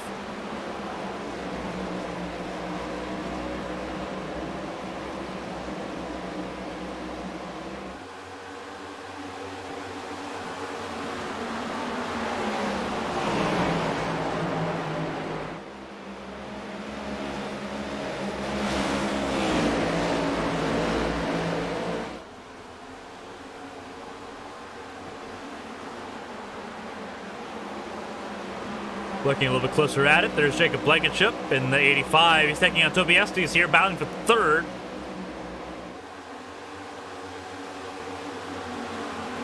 As everyone begins trying to settle into a rhythm once again.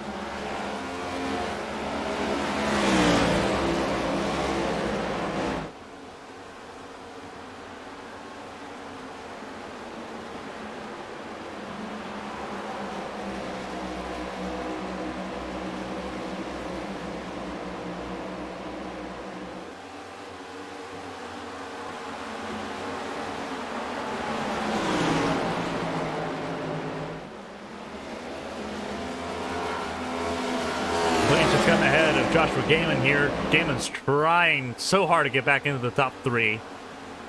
Matthew Kent now under threat from Thomas Andrews. As the laps begin to tick down here. Now we're starting to get that run similar to what we had in stage number 1 to end the stage. That was Ryan Pennell. Ryan Pennell got lost. He almost spun. Made it back, thankfully. But that was almost a really bad break for Ryan Pennell, who's already dropped down to 14th. He got super loose. Someone spun. It's Gaiman. And Gaiman jumped back to pit lane. Didn't cause a yellow. Just immediately just warped back. Seems like there was significant damage on the 61 card before he did.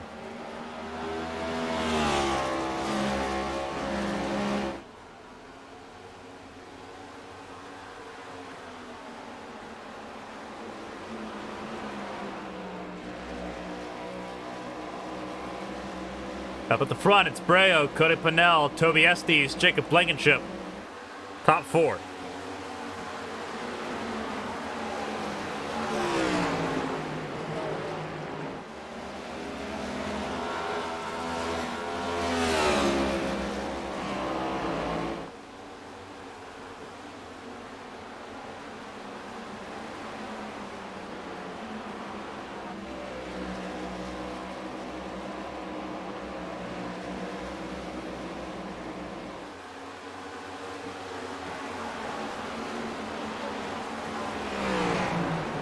Everything's quieted down for the most part, minus the Gaiman incident, which did not throw a yellow. We are 10 laps away from the end of stage 2.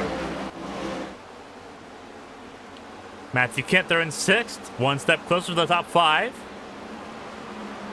Showing some genuine pace out of number 31, Camaro. Davey Houck is up 15 spots from where he started, and that number 21 doing really well for himself as well. Then there's Ben Choate in the 8th spot. He's had a rough go of it. Was involved in the first yellow to start off this race, the accident that it caused that involved 17 cars. But he's recovered well. He's up to 8th after starting 6th. Tom Sears sitting in the 9th spot in the number 14. And then James Kerr in the 10th spot.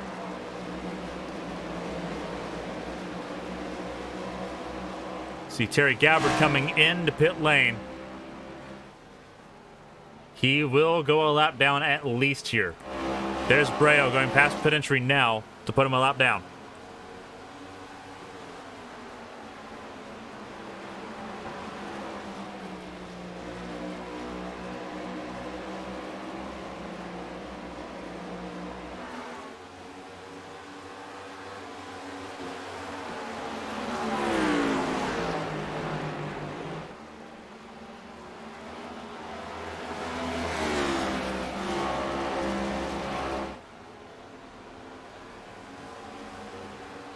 Breo holding steady in the lead of this race.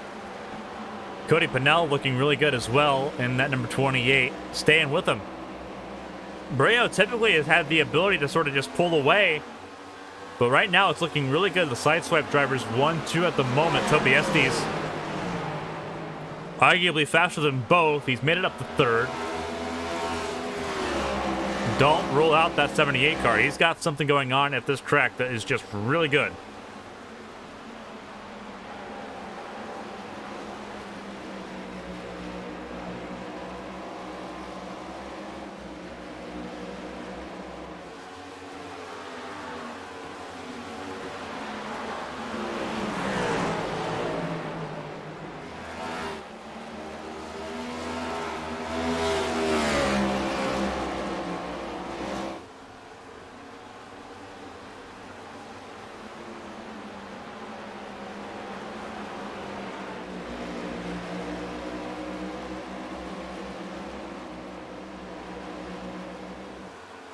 Battle side by side. Estes went really low onto the dog leg there. Trying to battle Pennell, who's almost tagged the wall. She sent it in high there. So far, so clean between those in the top 4 who are in your screen. Breo at the bottom of your screen just passed through it.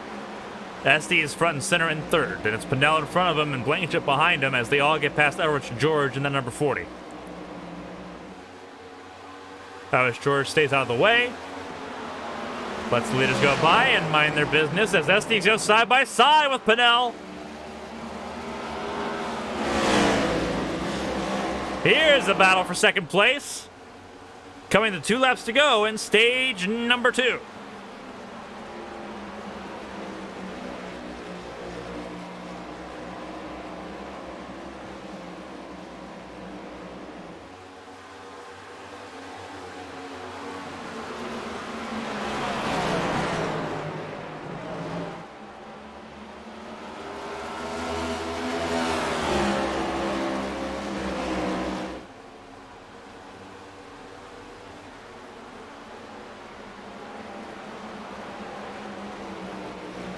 Coming to the white flag for stage number 2. 1 lap to go in this stage. Estes has kind of backed off a little bit. I think he's going to kind of settle in and get ready for the final stage here. Take the 8 points and go with it.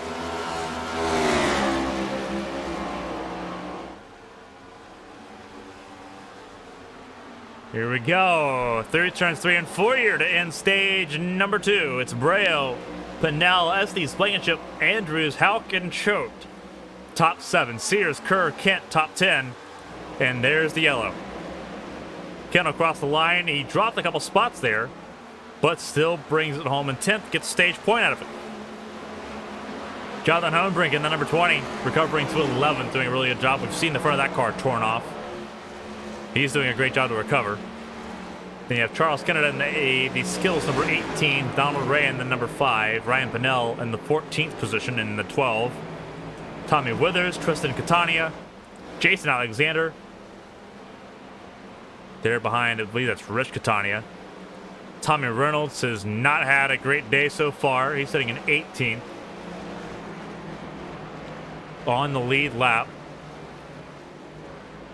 Last car in the lead lap, I believe, is Jason Alexander. It is.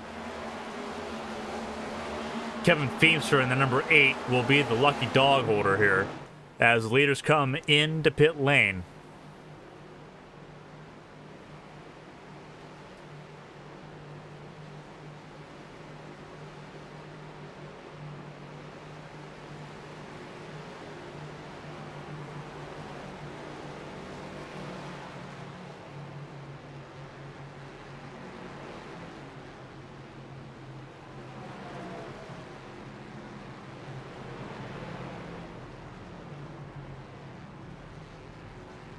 Watching Breo on pit lane. See where he comes out.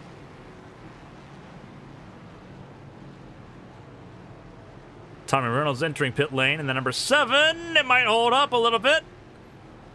Probably not enough there. There's Cody Pinnell firmly in second place behind him. Toby Estes third. Davey Houck took 4th. Interesting. Andrews 5th, Blankenship down to 6th. A bad pit stop for him. Thomas Andrews got ahead of him. Is up 22 spots now because of that good pit stop. Matthew Kent in 7th. Ben Choate in 8th. Jonathan Hohenbrink in 9th. James Kerr in 10th. So a bit of a shakeup there in the top 10. Charles Kennedy in the 11th spot. Withers in 12th. 13th for Tommy Reynolds. Looks like he used his fast repair there. Tom Sears in the 14th spot. Tristan Catania in 15th. Jason Alexander in 16th. Donald Ray 17th. Ryan Pinnell in the 18th spot. Rich Catania 19th. And then Kevin Feemster will come out in the 20th spot on the lead lap. 20 cars on the lead lap. Jacob Fifield is out of this race, as is Trey Kirk.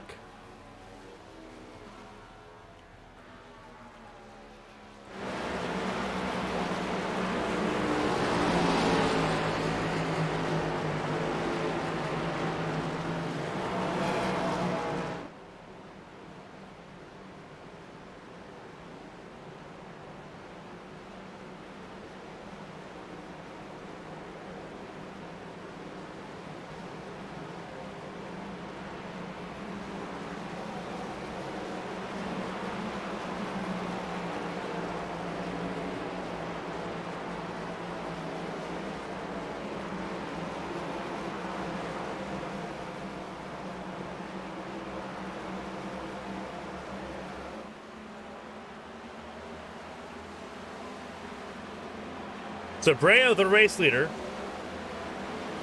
over Cody Pinnell, Toby Estes, Thomas Andrews, Davey Houck, Jacob Blankenship, Ben Choate, Jonathan Hohenbrink, Matthew Kent, Charles Canada, and James Kerr.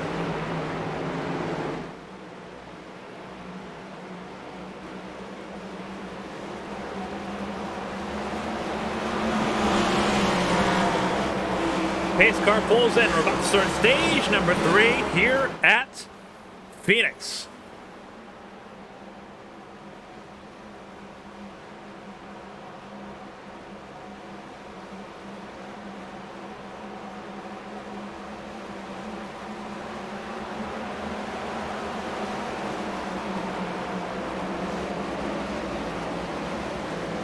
Green flag back in the air. We're underway.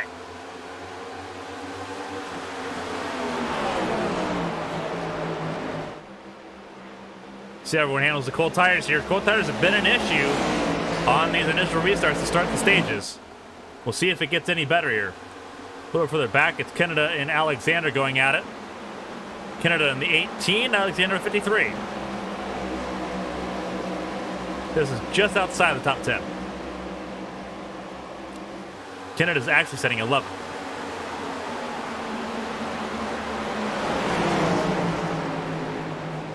Toby Estes has tagged the wall. The pole sitter struggling again here to start stage 3. Everyone stays clear of him.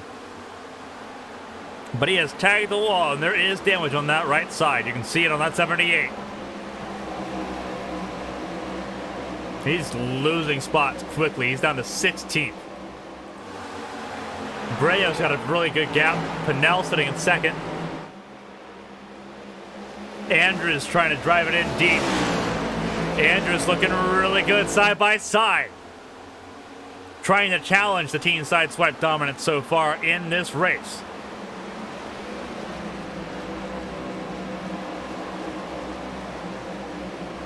Joshua Gaiman, Tyler Patterson, Bradley Wright, Trey Kirk, and Jacob Fifield out of this race. 25 still rolling.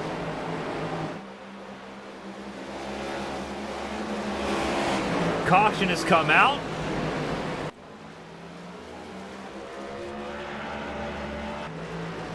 Home brings part of those involved. Was it Blankenship? It might have been. Here's why. Yeah, this would be why. Ooh, really close for Donald Ray, and everyone stays clear. Hohenbrink spun. That's what we saw. That's the smoke we saw. Everyone stayed clean, but obviously with multiple cars involved, yellow has to come out.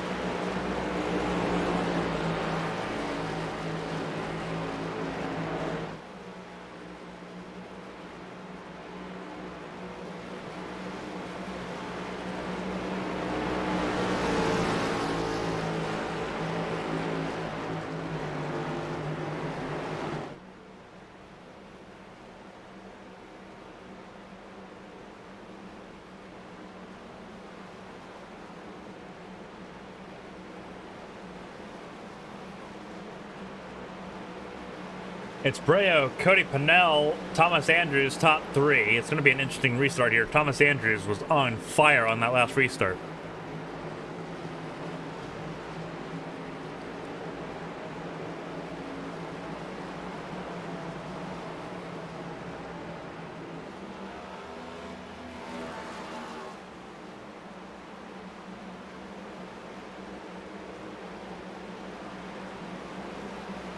We have 69 laps to go here at Phoenix.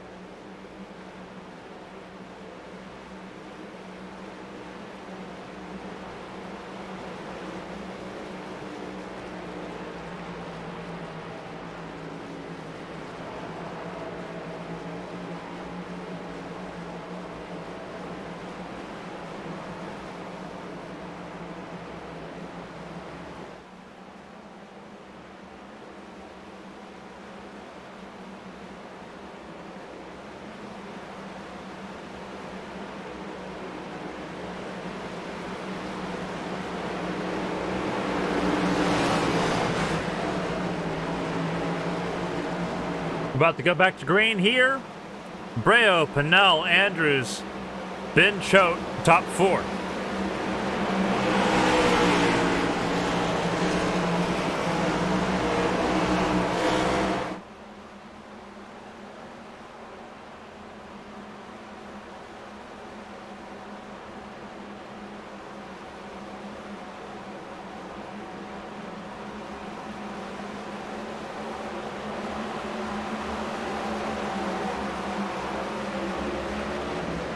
Here we go, we're back at it. Underway once again.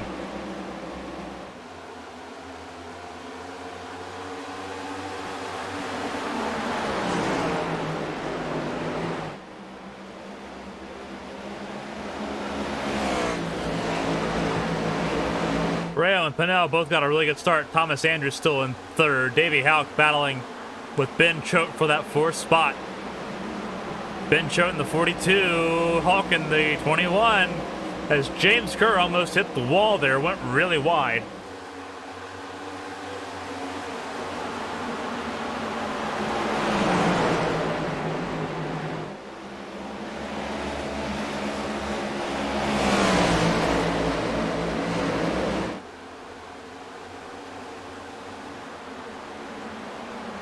See James Kerr there in the 9th spot, that's 75. Right there between Charles Canada and the 31 of Matthew Kemp.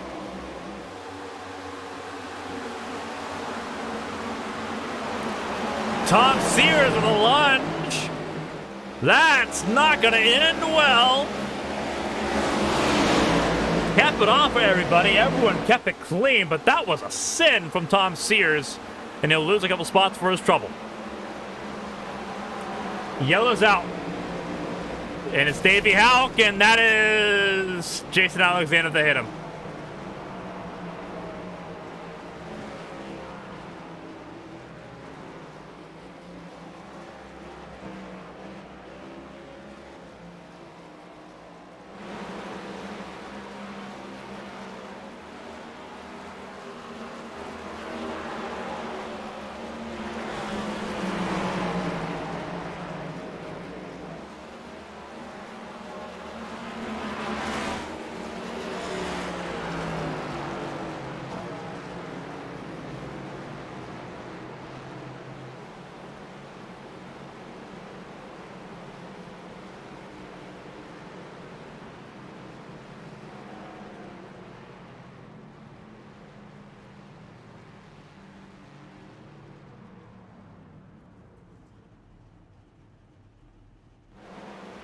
A lot of the guys stayed out on this pit stop. Breo, Pinnell, a lot of the top 10 stayed out.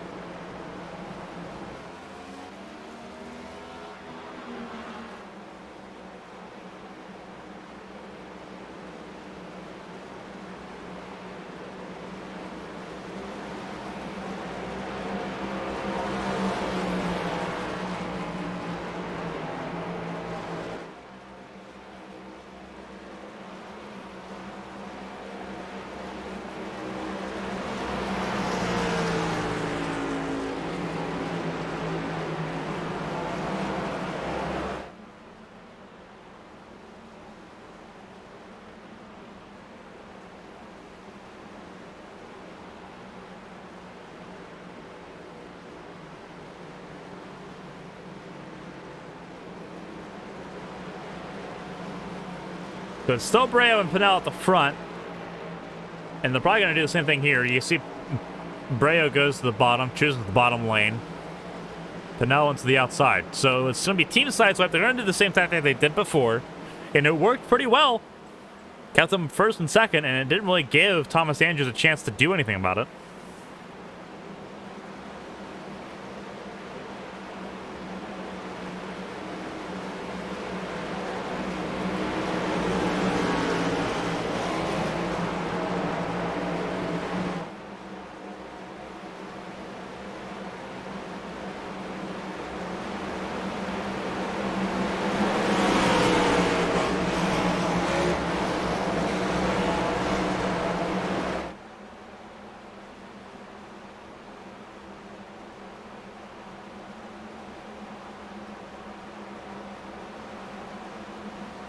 Pace cars in. It's Breo, Pinell on the front row. Andrews and Choate in row number 2.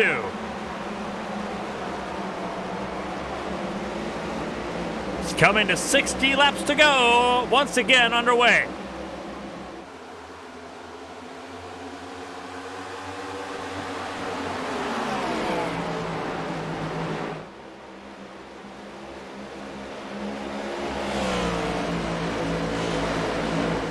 Breo and Pinell once again with a really good restart. It's 3 wide behind them. It's Kent, Reynolds, and Canetta. Canetta lost out the most there. Everyone moved up to avoid him. Everyone scattered.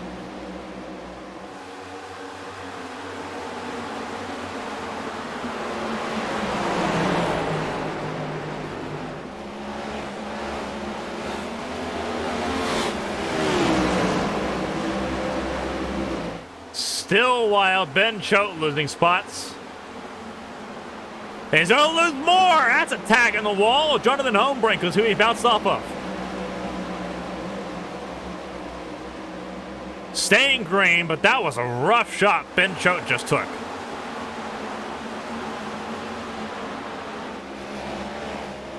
Side by side, battle for 6th. Reynolds on the outside, Ray on the inside. Ray in the 5, Reynolds in the 7. They're going to duke it out.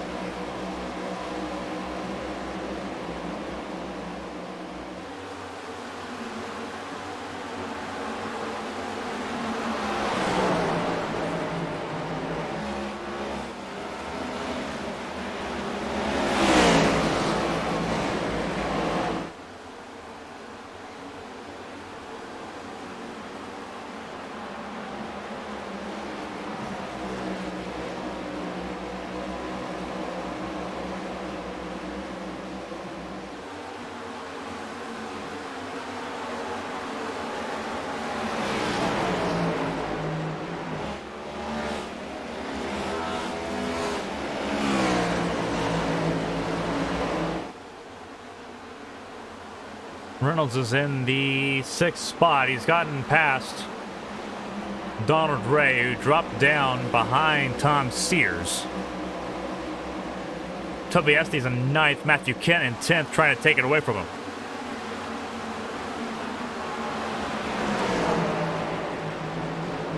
Nice little battle going on between Sears, Ray, Estes, and Kent. This could flip 7th through 10th upside down in a tip of the hat.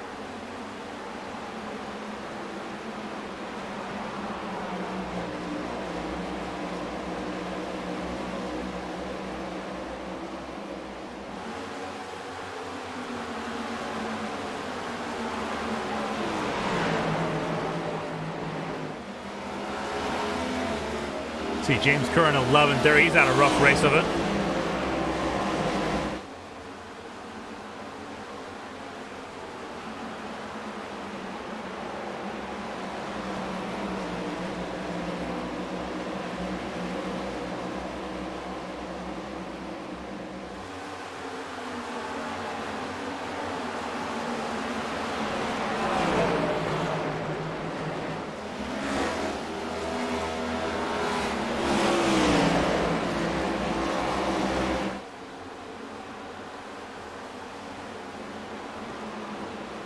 That's Ryan Pinell that drifted a little bit wide there in the number 12 machine, trying to stay in this conversation as Thomas Andrews drops all the way down the 10th spot.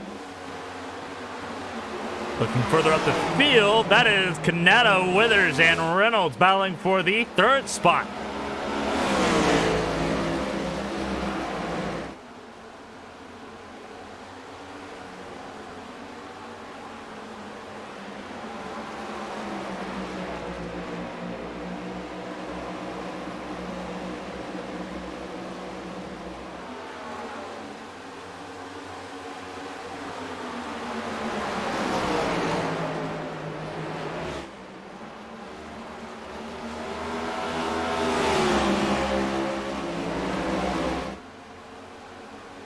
Third, fourth, fifth, and sixth, all in your screen.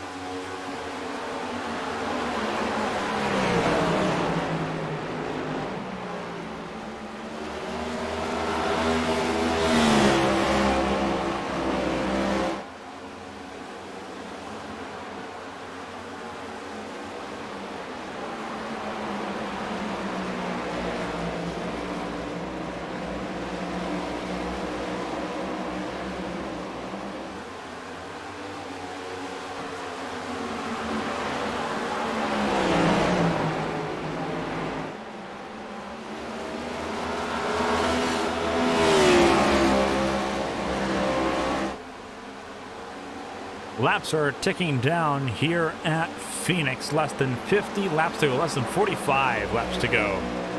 You're seeing the battle for third on your screen. This is the battle that is worth talking about at the moment.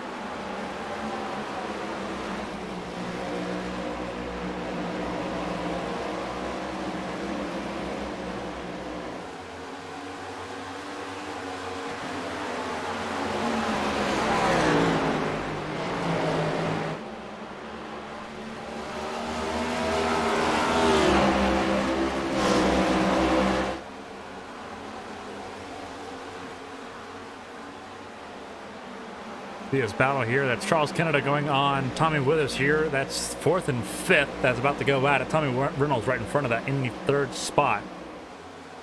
We'll look a bit further forward here. This is the battle for the lead. Breo and Cody Pennell.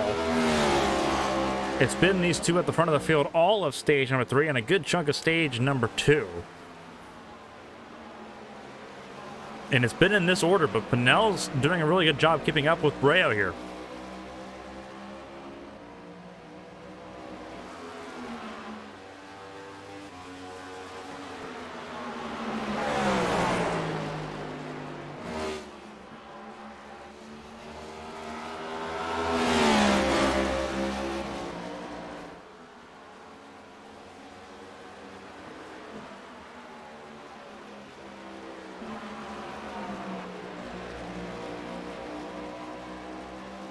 Pennell keeping him within a second here, but it's 5 seconds all the way down to Tommy Reynolds, and Withers and Canada are still going at it for 4th. You see Toby Estes and Jacob Blankenship also in this conversation. As we look a little bit further down, James Kerr there in 8th is also in this conversation as well. Donald Ray a little bit further back. He's battling with Tom Sears. That's for 9th. 11th, Jonathan Homebrink. 12th, Thomas Andrews. Ryan Pennell right behind him in the 13th spot. Davey Halkin, 14th. 15th for Matthew Kent. He's fallen down on the order a little bit here. The caution might help him out, but we've had a bunch of cautions tonight. Let's not hope for another one. Reg Catania sitting on the lead lap in the 16th position. Kevin Feemster also on the lead lap in that number 8 machine. Started 18th. He's up a spot. And that is Tommy Withers. That's hit the wall, and the yellow's out.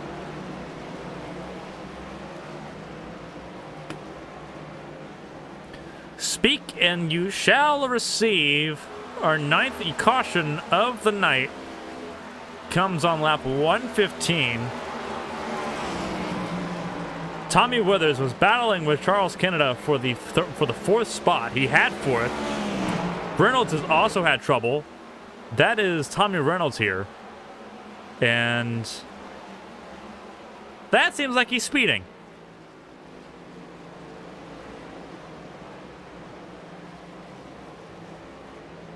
That's interesting.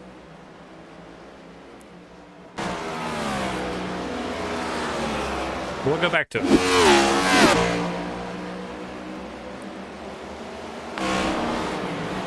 So here's Catania. This is a separate incident, but this happened at the same time. So we'll look at both. But that's what happened to Catania. And then here's what happened to Tommy Withers. Oh, he just gets really loose. Oh, no, he tagged Reynolds. That's what happened. Uh-oh. See if we can get another angle of that.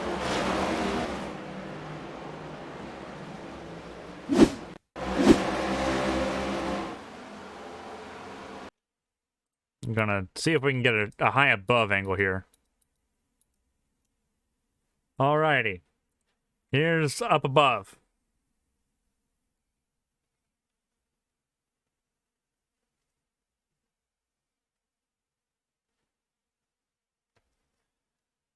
Yeah, he just tagged Reynolds there. We've seen people send it, so it's like it's not the most surprising thing in the world. But that's just rough. Like, he's made up his mind pretty early on that he's gonna go for it. It's just that Reynolds is not expecting it in the slightest. And both of them end up in the outside wall.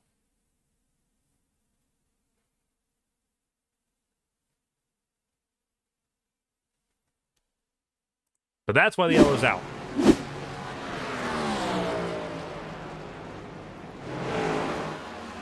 So we're back at it.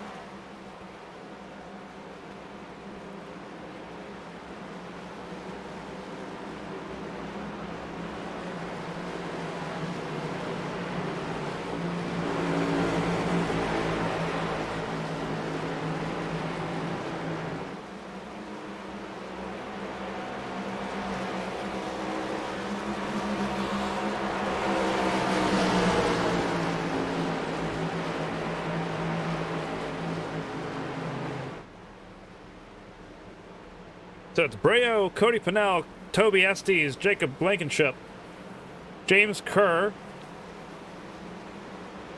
Tom Sears, Donald Ray, Davey Houck, Jonathan Hohenbrink, Charles Canada, top 10. Kevin Feemster in 11th, Ben Choate in the 11th spot, Matthew Kent in 13th, Ryan Bonnell 14th, Thomas Andrews in the 15th spot, Tristan Catania in 16th, Tommy Withers in 17th, Rich Catania in the 18th spot. And Tommy Reynolds retired from this race, I do believe. TJ Hanley in 20th, Cody Riggs in 21st, Albert George in 22nd, the last car running at the moment. We're coming to 30 laps to go here at Phoenix. It's Breo Pennell once again on the front row on this restart, followed by Toby Estes, the pole sitter, and Jacob Blankenship in the 85 on row 2. James Kerr in row 3 alongside Tom Sears. Kerr a race winner, Breo a race winner. Everyone else looking to lock themselves in to the A Squared Cup playoffs. Pace cars in, Breo goes, we're back underway, we're racing once again at Phoenix. And everyone scatters on that dog leg. Estes with a really good jump. Leapfrog Pennell. Now what can he do with it? Pennell's going to try to get a run back at him.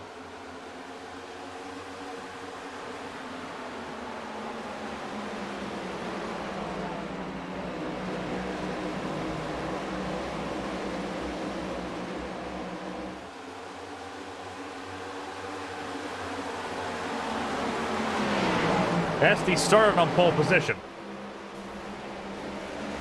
That is Tom Sears in the wall.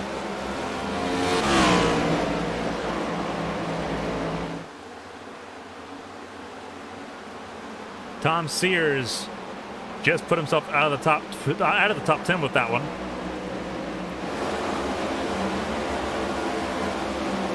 Toby Estes has lost second place. And he's about to lose more. That's a hard impact with the outside wall. He's going to lose a lot more. Once again, contact with that outside wall has left him dropping down the order like a stone.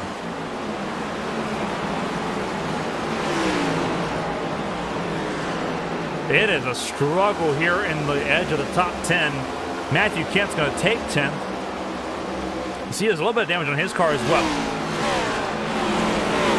A bit of a blink there for Matthew Kent. A little bit more of a blink for there for Matthew Kent.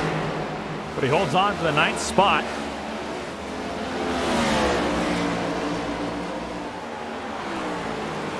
Estes trying to battle to get that 9th place back.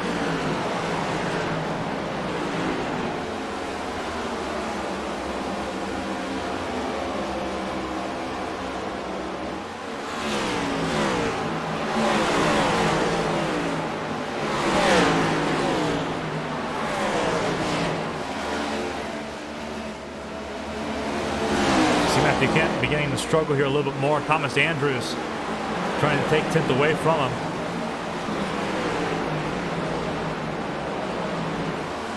Right now, Kent stays a hold of that 10th spot, and that's why Andrews almost loses it. Pitches it to the apron, to the dog leg, and saves it. Keeps a little bit going, but he's going to lose a spot with Tommy Withers there. Good save there by that number 6, by the number 2 of Thomas Andrews. Tommy Withers in the number 6. Gains a spot out of it. Both Withers and Andrews up a lot of spots. Andrews up 15, Withers up 12. Doing phenomenal.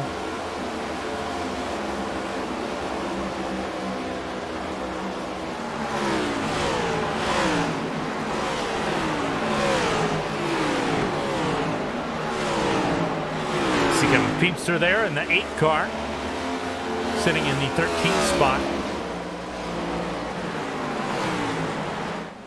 Breo is pulled away from Pennell in the battle that Pennell had with Estes on that restart. It's 1.5 essentially. Charles Canada is another half-second back. Donald Ray battling with Jacob Blankenship. This is the closest battle on track, closest to the front at least. This is the battle for 4th.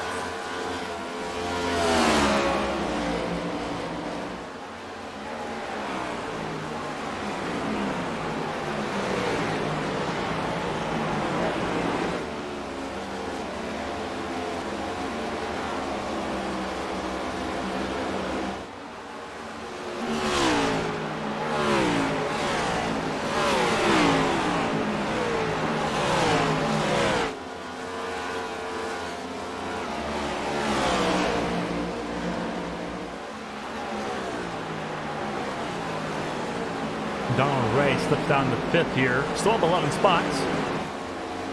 He's recovered really nicely based on how the start of the race has gone for him. Same with Davey Houck. He's done a phenomenal job.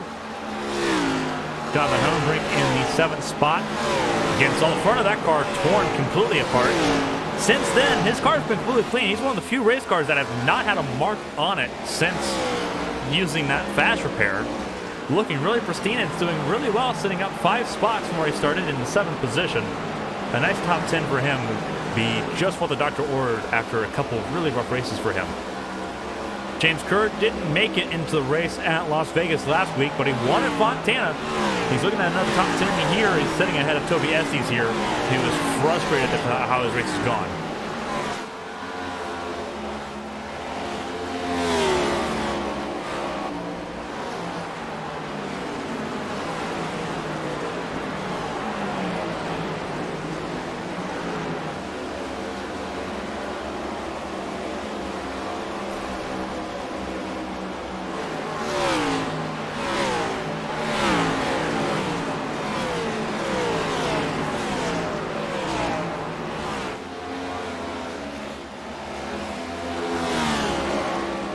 See Matthew Kent there in the 10th spot. He's broken away from Withers and Andrews to kind of put himself pretty firmly in that 10th spot at the moment.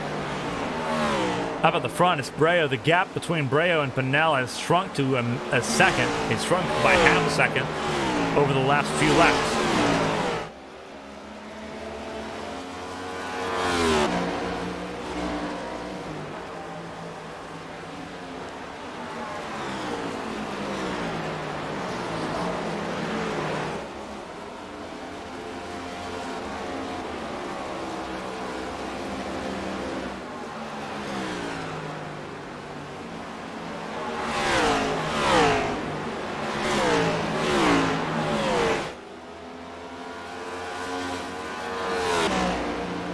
See what Pennell can do if he can chase down Breo here.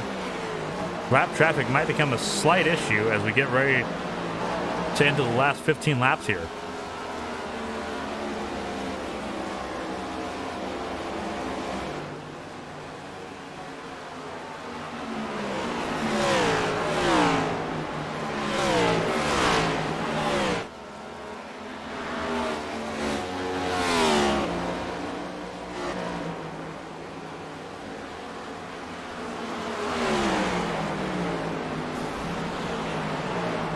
That is Albert George in the wall, missing the front end of his car, but still rolling.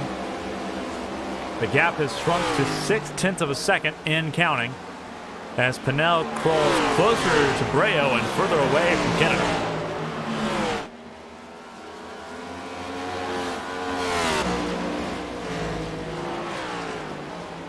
George moves to the bottom, trying to get out of the way of Canada and Blankenship, who are the next two in line, 3rd and 4th.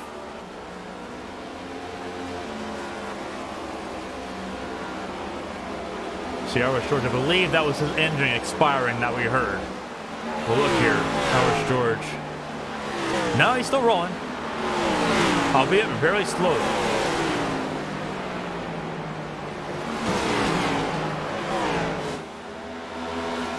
There's the 40 Irish George. He is still rolling, just at a reduced speed, staying out of the way, getting laps under his belt. What he's trying to do is... Oh, and he's crashed! Oh, no! Who was that he just crashed?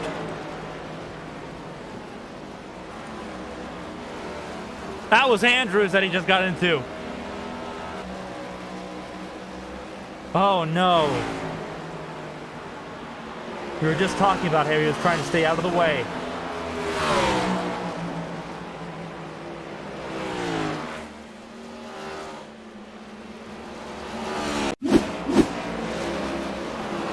That's disappointing. That's so disappointing. Obviously, that angle that we just saw doesn't give us much. We'll see what angle it was there.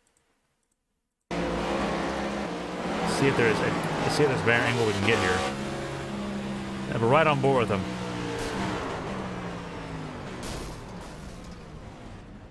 That doesn't look really good either.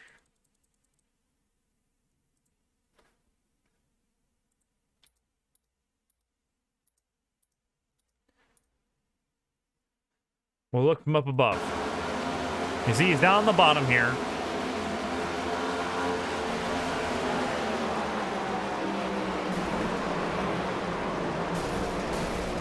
Yeah, that's probably going to be a bit of a review there. Not going to lie. Looks like that might be something that happens. But there's Thomas Andrews in pit lane. Frustrating for him.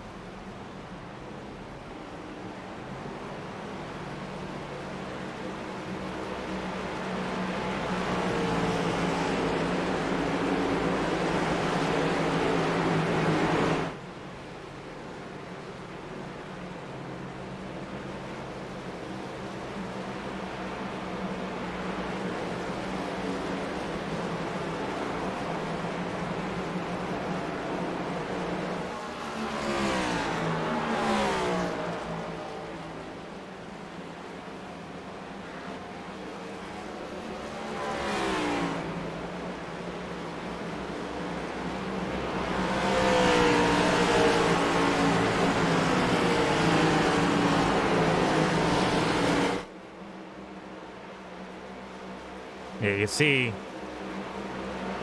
we're under our 10th caution of the race.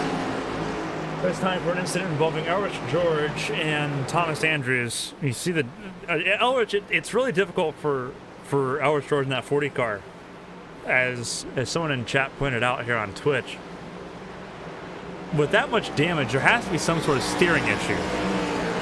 You would hope anyway that he just couldn't turn in flat. You see him try to turn in, and it just washes out right as Andrews is coming in trying to take the apex. He thinks that he's clearing the 40, and it's so rough. It's so difficult when that happens. But now we're going to be seeing something really interesting here. Donald Ray stayed out on this pit stop. He pit on lap 117. It's been a while since he's pit. Cody Pennell leapfrogged Jeremy Breo in the pit lane. So Pennell's going to be on the outside lane. Donald Ray's going to be on the inside. Breo's in third. Canada in fourth. Blaze in fifth. Ryan Pennell sixth. Davey Huff seventh. Matthew Kent eighth. Toby Estes in ninth. 10th is Tommy Withers. This is going to be a really interesting restart, and interesting is going to be what we make of it here when we go back to green. This will be a spectacle. We'll go with that. With less than 10 laps to go here in this race. It's almost time. Here in stage number 3, we're about to end this race. Ray with a good jump.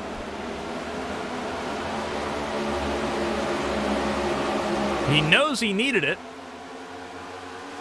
Now what all can he do with it, and can Pennell do anything about it? Rayo below the line. Fresh tires mean a lot. But Ray is going to battle it around. Is Pennell going to go 3 wide? Catania hits the wall. Rich Catania on the wall. We stay green. Breo, Canada, Pennell all got by Donald Ray. It's still 3 wide. There's another yellow, and that is Cody Pennell in the 28. And this one's a big one. Withers involved. Donald Ray had a piece of it. There's Rich Catania. There's Jacob Blankenship. He got a piece of it. There's Toby Estes. Kevin Feemster. Ryan Pennell was clear of it, looks like. There's James Kerr. Back under yellow. This could be a green-white checkered situation here at Phoenix.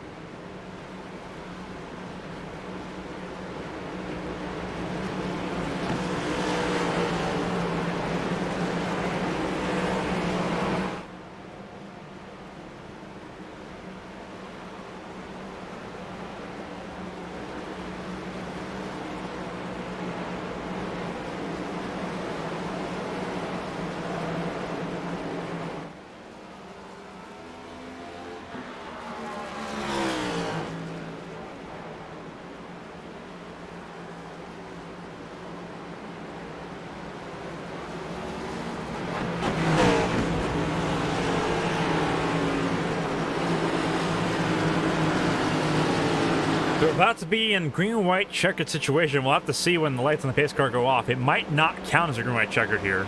We'll have to double check.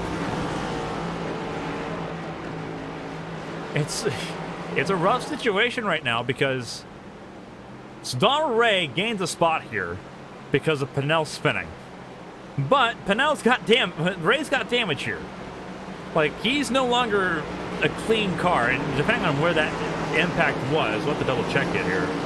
I'll actually take a quick look at it. Because this is what happened to Pinnell.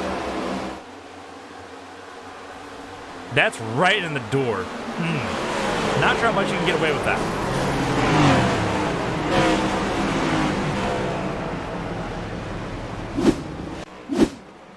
Not sure how much you can get away with that. But he can't pit anyway because everyone else pit on that last restart, on the last yellow. So whatever happens now for Donald Ray, now he's at the mercy of everyone around him. Like, he can't control the restart, he can't do anything like that. He's genuinely in trouble here, being the person on the oldest tires. Everyone else on the lead lap pit on that last caution. And that's going to cause some problems for him. Especially if we have especially if this isn't a green-white checkered, and it might not be. We might actually we might actually have a traditional restart here. And still have the opportunity or possibility for 3 more green-white checkered too. You see the car there. We'll see if we can pan through the cameras here. See if we can get a good look here. You see the paint scrape on the side. Doesn't look terrible. You can see the panel's loose. You see the line that leads up to the door. You can tell that it's loose. But it's not the end of the world. Yeah, that's a really good shot of it. You can tell where the door is bending in here. So it's going to be interesting to see if that affects him any. It shouldn't affect him terribly, at least on the initial restart. It's going to affect him when he's up to speed and if we had a longer run. But these initial laps, it might not be a terrible situation to be in. It's just not going to be great either.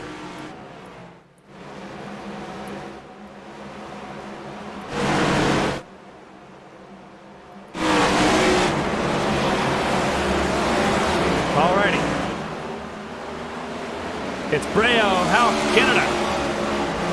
2 to go.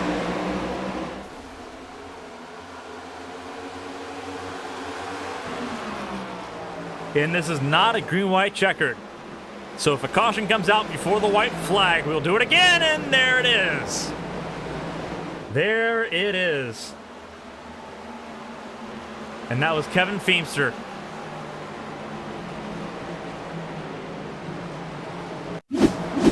Here's what happened. It's Ben Choate and Kevin Feemster here.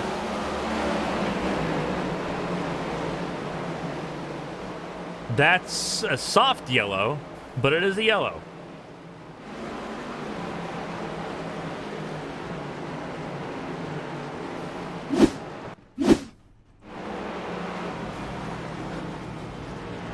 So now we will have a green-white checkered situation.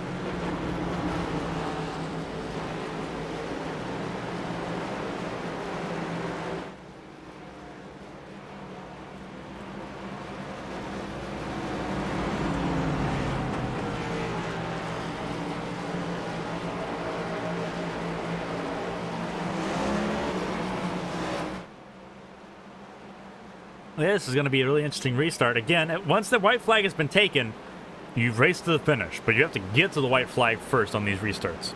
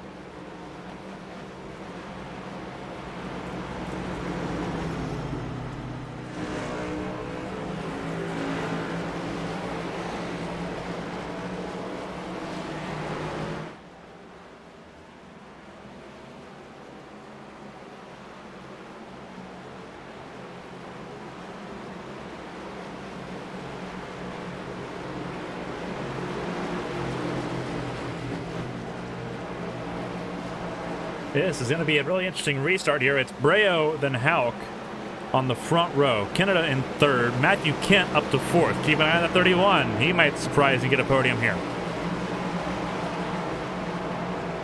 Donald Ray and Jonathan Hohenbrink in row number 3. Row 4 is Ryan Pinnell and Toby Estes. James Kerr and Jacob Blankenship make up row number 5. 19 cars still in this race. Anything can happen, especially with 16 cars on the lead lap.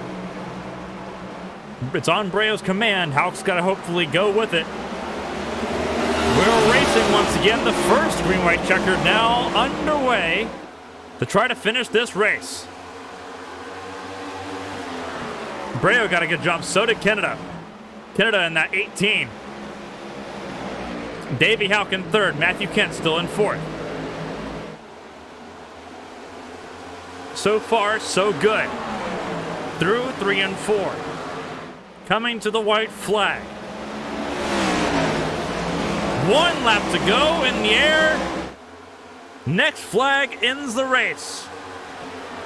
Can Canada chase down Breo? Oh, there's Hauk.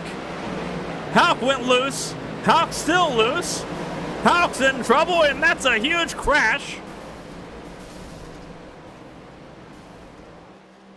But coming at a 3 and 4 for the final time, Jeremy Breo wins back-to-back here at Phoenix. Matthew Kent, best finish in A squared in second. Donald Ray finishes the race in third. His car all smashed up. Jacob Blankenship, without a rear bumper, finishes in the 4th spot. Ben Choate 5th, Thomas Andrews 6th, Feemster 7th, Cody Pinnell in 8th, disappointing for him. Rich Catania in 9th, Ryan Pinnell in 10th. Toby Estes, our pole sitter, finishes 10th. James Kerr, finishes 11th. James Kerr in 12th, Tommy Withers in 13th, Jonathan Hohenbrink 14th. But there is your winner, back-to-back. He won last week at Las Vegas. He wins tonight here at Phoenix.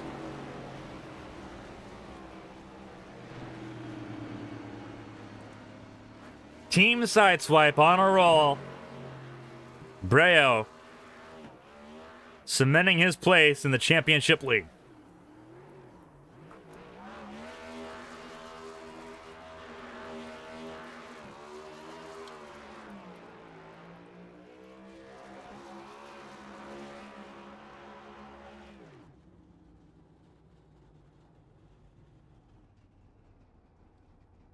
Jeremy Breo gets to travel himself all the way back. He's going to travel to victory lane.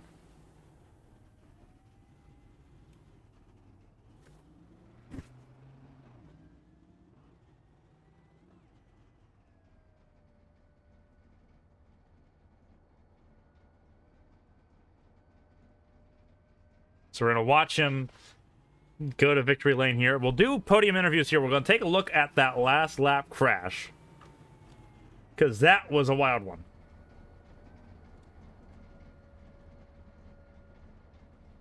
Once we watch Jeremy Breo crawl up the ramp here into victory lane.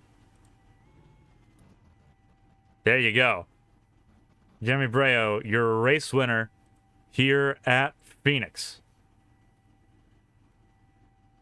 Screenshot that one for social media. Breo's 2 in a row here in 2022.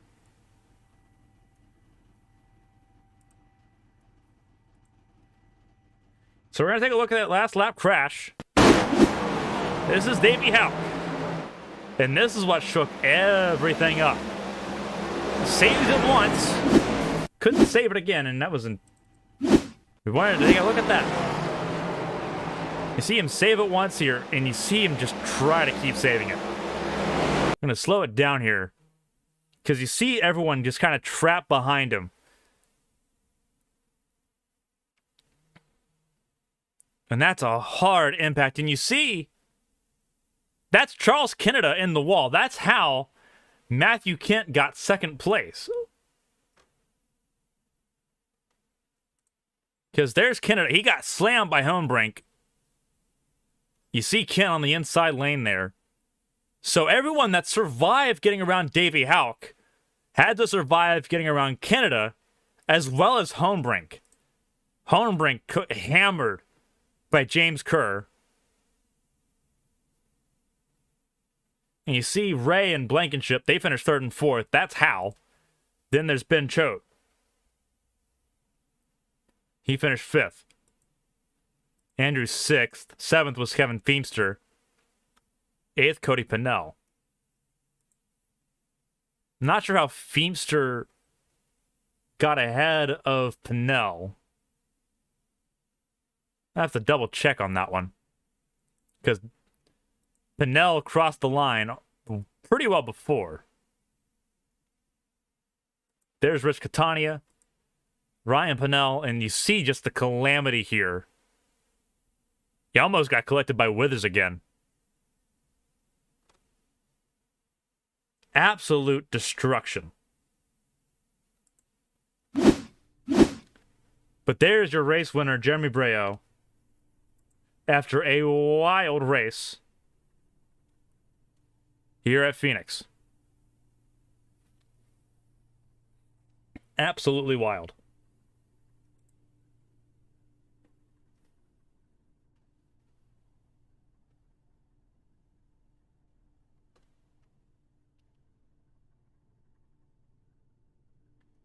See if anyone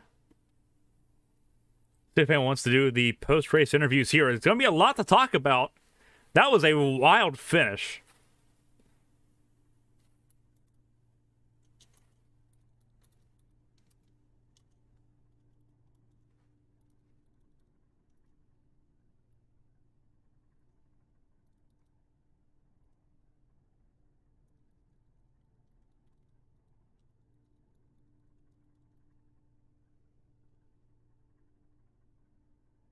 Alrighty. So we're going to start off our post-podium race interview here. We're going to start off with the 3rd place finisher, Donald Ray. Donald, it was a wild finish there. You ended up with 3rd place. You got a piece of it, and then everyone else that avoided Davey Houck there got a part of the turn 3 accident. But that was it. How difficult was it driving this car? I didn't get to practice the car this week. How difficult was it this week compared to Vegas? What were the difficulties everyone was having? It was real difficult that last run because I didn't have a set of tires. When we had that last caution, everybody went down, and I was the only person that stayed out. So I just told the guys, I said, I'm not going to let you by, but I'll race you clean. I was just trying to hold on for a top 10 there, and just got lucky there at the end. Yeah, Davey got loose, and I clipped him. I thought he saved it, but he lost it again and come down and clipped me, and then carnage in front of me. And it's probably a good thing I hit Davey there. Otherwise, I'd have been caught up in that mess in front. So, man, it was a good day. It was a lot of luck involved, but yeah, you're right. That car was tough to drive, man. If you missed your line, you really had a good chance of getting into the wall. It was interesting to follow up here because we had a couple of really solid runs. Like most of the 3rd stage up until the end of that race was really solid green flag running. what was the difference between here and Vegas? Where with Vegas we had a really good run at the end of stage 3, but no one could figure out until then. Here, everyone figured out at the beginning and the end. What was it that made? What was this car? Was this car more understeery, or was it just easier being here versus Vegas? It felt more understeery. Definitely was tighter. You had to get off a lot sooner. Some people was able to drive it in pretty good. I guess they had their brake bias turned down or something and like that loose feeling. But yeah, it was definitely understeery. But I will say that if it had went green, Thomas Andrews would have won that race. That dude was fast on old tires. I mean, he was definitely pacing the field on old tires, was catching the leaders before one of those cautions, and he got caught up in some stuff, some bad luck. But it was a good race. Congrats to Jeremy. Congrats to Matthew Kemp. He hung out around the top all day and finished strong with that P2. Good race. Well, Donald, obviously, you're already locked into the playoffs. You wanted Daytona, so you started off the season really well, getting another podium here at Phoenix. With how up and down your day was, obviously you had to stay out of necessity there. We kind of wondered what was going on there, and then you got doored by Cody there near the end. I guess how much damage did you have at the end there, and how much was it affecting your car? I guess was a really big question because we saw the doors pretty bent in there. Yeah, the hood was pretty bad too. I was at 4 RPMs. Well, it was looking between 2000 and 1999, so power was good, but yeah, it definitely was not good on the aero side. And I just said that I was going to brake a little bit sooner than I even normally would, and just to make sure I didn't slide up into nobody. Well, Donald, absolutely fantastic job recovering. You've gained 13 spots. You had a really rough way to get in, but you recovered really well, gained 13 spots to finish third there with, believe it's Atlanta next week. It's going to be interesting to see how everyone handles it. What are you expecting next week? I hope it's better than Vegas. I hope it's better than these cars were at Vegas, because they were almost undrivable. I think we did have an update since then, so I'm hoping they've fixed that to make it where it's at least drivable. But Atlanta's a good track. I like Atlanta. It's going to be another one of those tracks where you got to conserve tires and be patient. Well, Donald, I'm ecstatic for your podium here. Before I let you go and enjoy the rest of your evening to end the weekend off, if you have anyone you want to shout out, man, the floor is yours. You finished third place. You're at Phoenix, a really tough race. If you have anyone to shout out or thank, the floor is yours. I just say the entire league. I mean, we had a few cautions tonight, but all in all, we had a lot more green flag runs than I thought we would. So to the field, congrats to everybody. All right. Well, Donald Ray, congrats. Have a good rest of your night. We'll see you next week at Atlanta. Appreciate it, buddy. That was Donald Ray, our third place finisher here at Phoenix. Coming up next is going to be Matthew Kent. After finishing second place, his first time on the podium here in A Squared. Hey, Matt, this is Clayton from RX Racing Booth. Do you got a copy? I got you, big dog. How you doing?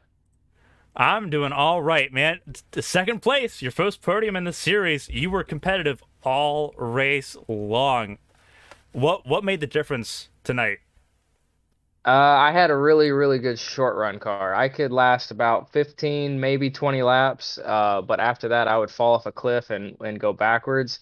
But caught some of these short run restarts here at the end of the race, and I was like, okay, I know my car can handle these and be competitive up here with the top 10, top 5, and just a matter of avoiding any kind of calamity that comes around each corner.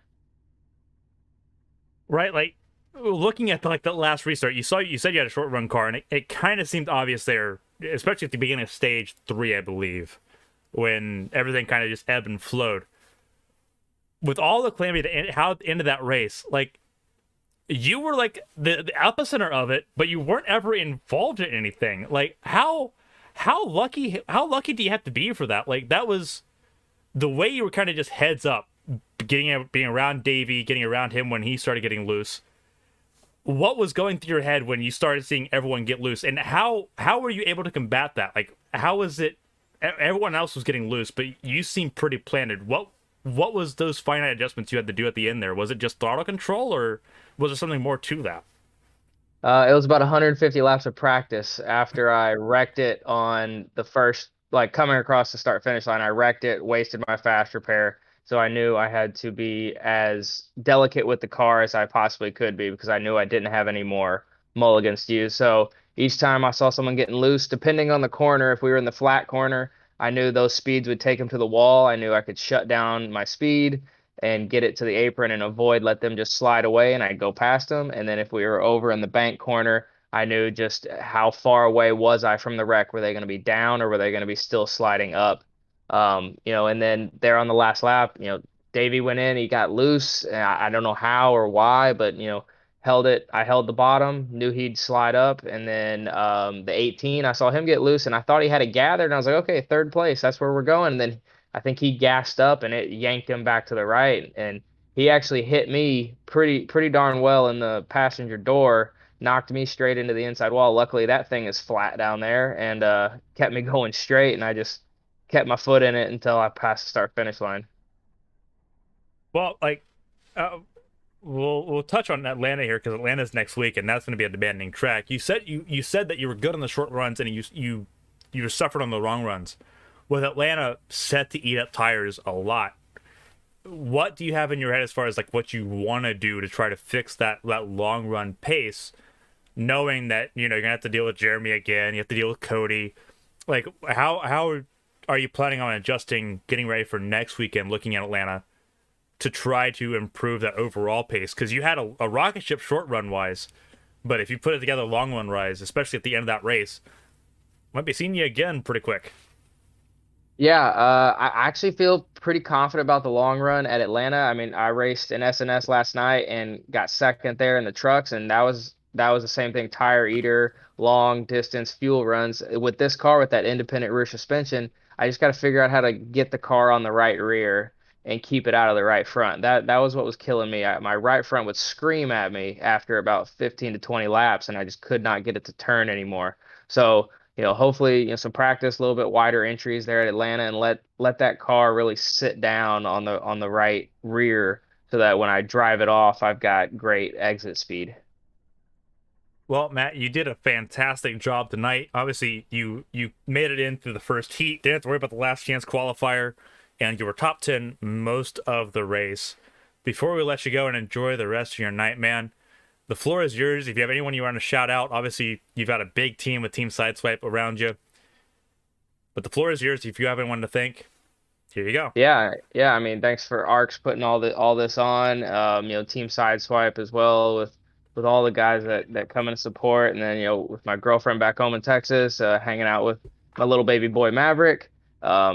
Watching along and cheering me on as I go through these races and get ready for the different seasons to come, whether it's baseball or racing. We're having a blast. But thanks to everyone at Arcs, Sideswipe, and everyone back home. Well, Matthew, you did a fantastic job. Congrats on your first podium in A squared. Have a good rest of your night. We will see you in Atlanta. Thanks, big dog. That was Matthew Kent, our second place finisher here at Phoenix. Now we're about to interview the man of the hour. It's going to be Jeremy Breo here at the, once again, start of the show. Hey, Jeremy, this is Clayton from the Arcs Racing booth. You got a copy? Yeah, I got you. Alrighty, man. 2 in a row. I kind of figured we were going to see this. Wasn't expecting it to be quite as dominant. You led most of the laps in that race. Feeling good? Oh, hell yeah. I got me a cold beverage of the alcoholic type, and hell yeah, I didn't expect any of that, but that was pretty damn cool. You look phenomenal, obviously. Like, the qualifiers and the heats didn't quite go your way, but you made up for it. You charged to the field quickly. Obviously, you avoided the first caution, which helped you out tremendously. But then you just kept going and going and going. It was you and Cody most of the race, and it ended up with you and Matt. Sideswipe, has it figured out? You've been just rocking it. Like, what made it feel so comfortable here? Was it just, obviously with Vegas it was a bit more oversteery, a bit more of a handful. Was it being a more understeery car just a little bit better for you? And how nice was it knowing that you weren't having to fight the car so much? I mean, it was still a handful. On some of the restarts, especially near the end, the car would get really loose, and I don't know how much the broadcast would show it, but the car going into turn one off of a restart, coming off the apron, would just immediately just shoot up to the wall, like really loose, like really light. But the only way to counteract that was just keep the wheel straight and not even try and attempt to save it, because if you did, the car would just oversteer and you'd just kill the wall. But yeah, I mean, when we'd get long green flag runs, I mean that's right in my comfort zone. The car wasn't too tight, wasn't too loose. It was just perfect. So yeah, I'm glad this is the championship race. Right? You got to be one of the happiest in the world right now. Looking like how this race went, seeing the green flag runs. What? I guess you said the car was still a handful and his car was still oversteery. We didn't see too often. Obviously, precautions happened because cars would spin, but it didn't seem as much of a widespread issue. Was this car just easier to dial in this week, with this being a track where you could abuse the dogleg, where you had a little bit more play with how the car was? What really stood out as being the big difference? Because we had green flag runs every stage this time around, and that was impressive because that meant that everyone at some point had it figured out. I think the setup was definitely a lot more tighter than last week's. Last week's was borderline dirt track, if you want to say it that way. Yeah, that's a good one. But yeah, it was overall a lot tighter, but there was those moments, like I said, where the car would just step out if you got out of the gas at the wrong point, or if you downshifted at the wrong point.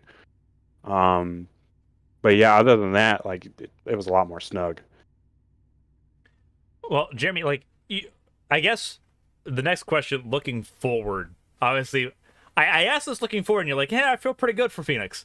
Yeah, if feeling pretty good means you're going to go out and dominate a race, what does feeling great look like? And I guess the next question I got, realistically, is what do you expect out of Atlanta next week, knowing that it's going to eat tires a lot with how abrasive that surface is, because it's not the reconfiguration yet? How rough is that race going to be for everyone compared to the night? And I guess how are you preparing for a more physically demanding race? Overall, I think the race is going to be more like what we saw in Vegas. I mean, it's going to be high speeds, lots of banking, and a lot, like you said, a lot of tire wear. So, I mean, it's going to be loose. It's going to be very loose. I've driven the setup before. It's loose enough on the runs to where, it's all about throttle control there. Here, not really so much, because the track still has a lot of grip in it, because it's a fairly fresh repave compared to Vegas or Atlanta. But Atlanta, it's obviously the oldest surface on the sim besides Auto Club, so it's going to be a lot of throttle control, and definitely a lot of guys are going to have a lot of trouble keeping the car straight in the corners. I guess the final question before I let you go for the night, with Atlanta, you excited it's gonna be a lot more like Vegas. You say you've had experience with it. I guess with it being similar to Vegas, what's gonna be the biggest thing you take forward? Is it just gonna be that throttle control, or do you have kind of some tricks up your sleeve as far as how you want to adjust the car? Like, obviously you've got the rack and pinion, you have your brake balance. Now, like, what do you lean on more? Do you just lean on the throttle control, or is there stuff that you can do inside that car to make it better? Because that's something that a lot of drivers, there's going to be a lot of people that either haven't raced this car here or haven't raced it in the 670 package that are going to be going in green. What is your method as far as figuring out where you want this car to be for Atlanta? Because you can only do so much. Yeah, I mean, I don't think I mean, the rack and pinion or brake bias really do much. I mean, here all it did was just it basically depended on when your car was going to get loose.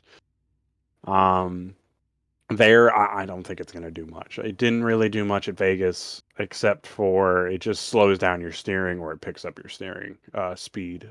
But it's just going to depend on the driver. I mean, I prefer something where I'm not turning very much, so I don't know where that is on the rack and pinion. I'll have to figure that out when we get there. But yeah, as far as I know, I'm probably going to be running at stock. I'm not going to probably touch anything when we go there. Alrighty, man. Well, thank you for the insight. Getting ready for Atlanta. Congrats, 2 in a row from Vegas here to Phoenix. If you have anyone you shout out, obviously you have a giant team around you, Team Sideswipe. Obviously, Matthew finished second there for the team, giving you another 1-2 finish. But if you have anyone else you want to shout out or say thank you to, the floor is yours, man. Congrats on 2 in a row. Thank you, buddy. Yeah, I got to thank, as always, Smill Racing Designs. He got this badass scheme together really quickly this week. So thanks to him and his wife. They're always supporting me. And Midwest Barbecue, they were on the car last week. We won with them, so that's pretty cool to get them their first win. And yeah, Team Sideswipe, all those guys. Yeah, especially good job to Kent. Sucks that Cody got wrecked out there on whatever restart that was. But yeah, overall, good day for the team. Well, congrats, Jeremy. Again, 2 in a row for you. We'll see you next week at Atlanta. See if you can make it 3 in a row. All righty. Thank you, Clayton. That is going to conclude our podium interviews here tonight at Phoenix.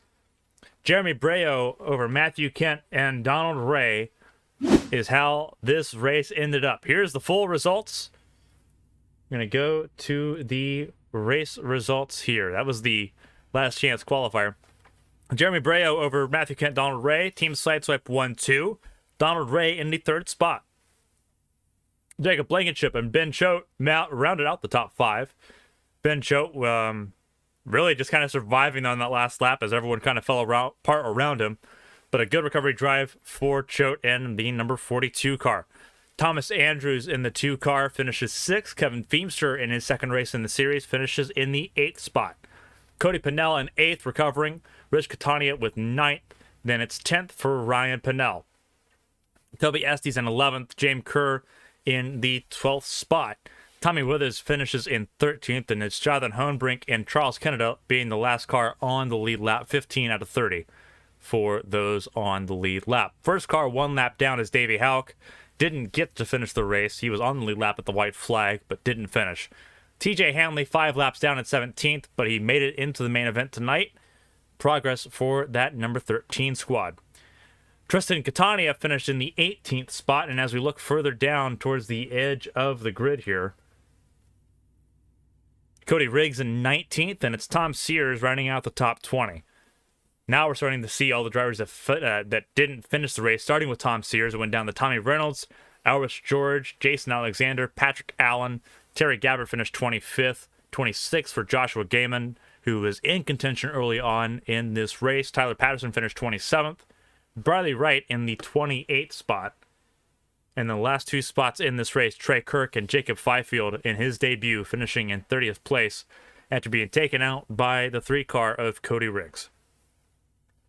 That is your finishing order here at Phoenix International Raceway. A lot going on throughout the week. Keep an eye on ARCS on social media on Twitter. It's ARCS_racing. If you want to be a part of anything that ARCS does, whether it's A Squared, Indy ARCS, Saturday Night Showdown, Thursday Night Thunder, and more, feel free to check out racearcs.com for more information. For everyone here at ARCS, from here at Phoenix, the A Squared series, presented by Darkside Mustangs, I'm Clayton Hardy. Thank you all for joining us. We'll see you next week at Atlanta. Good night, everybody.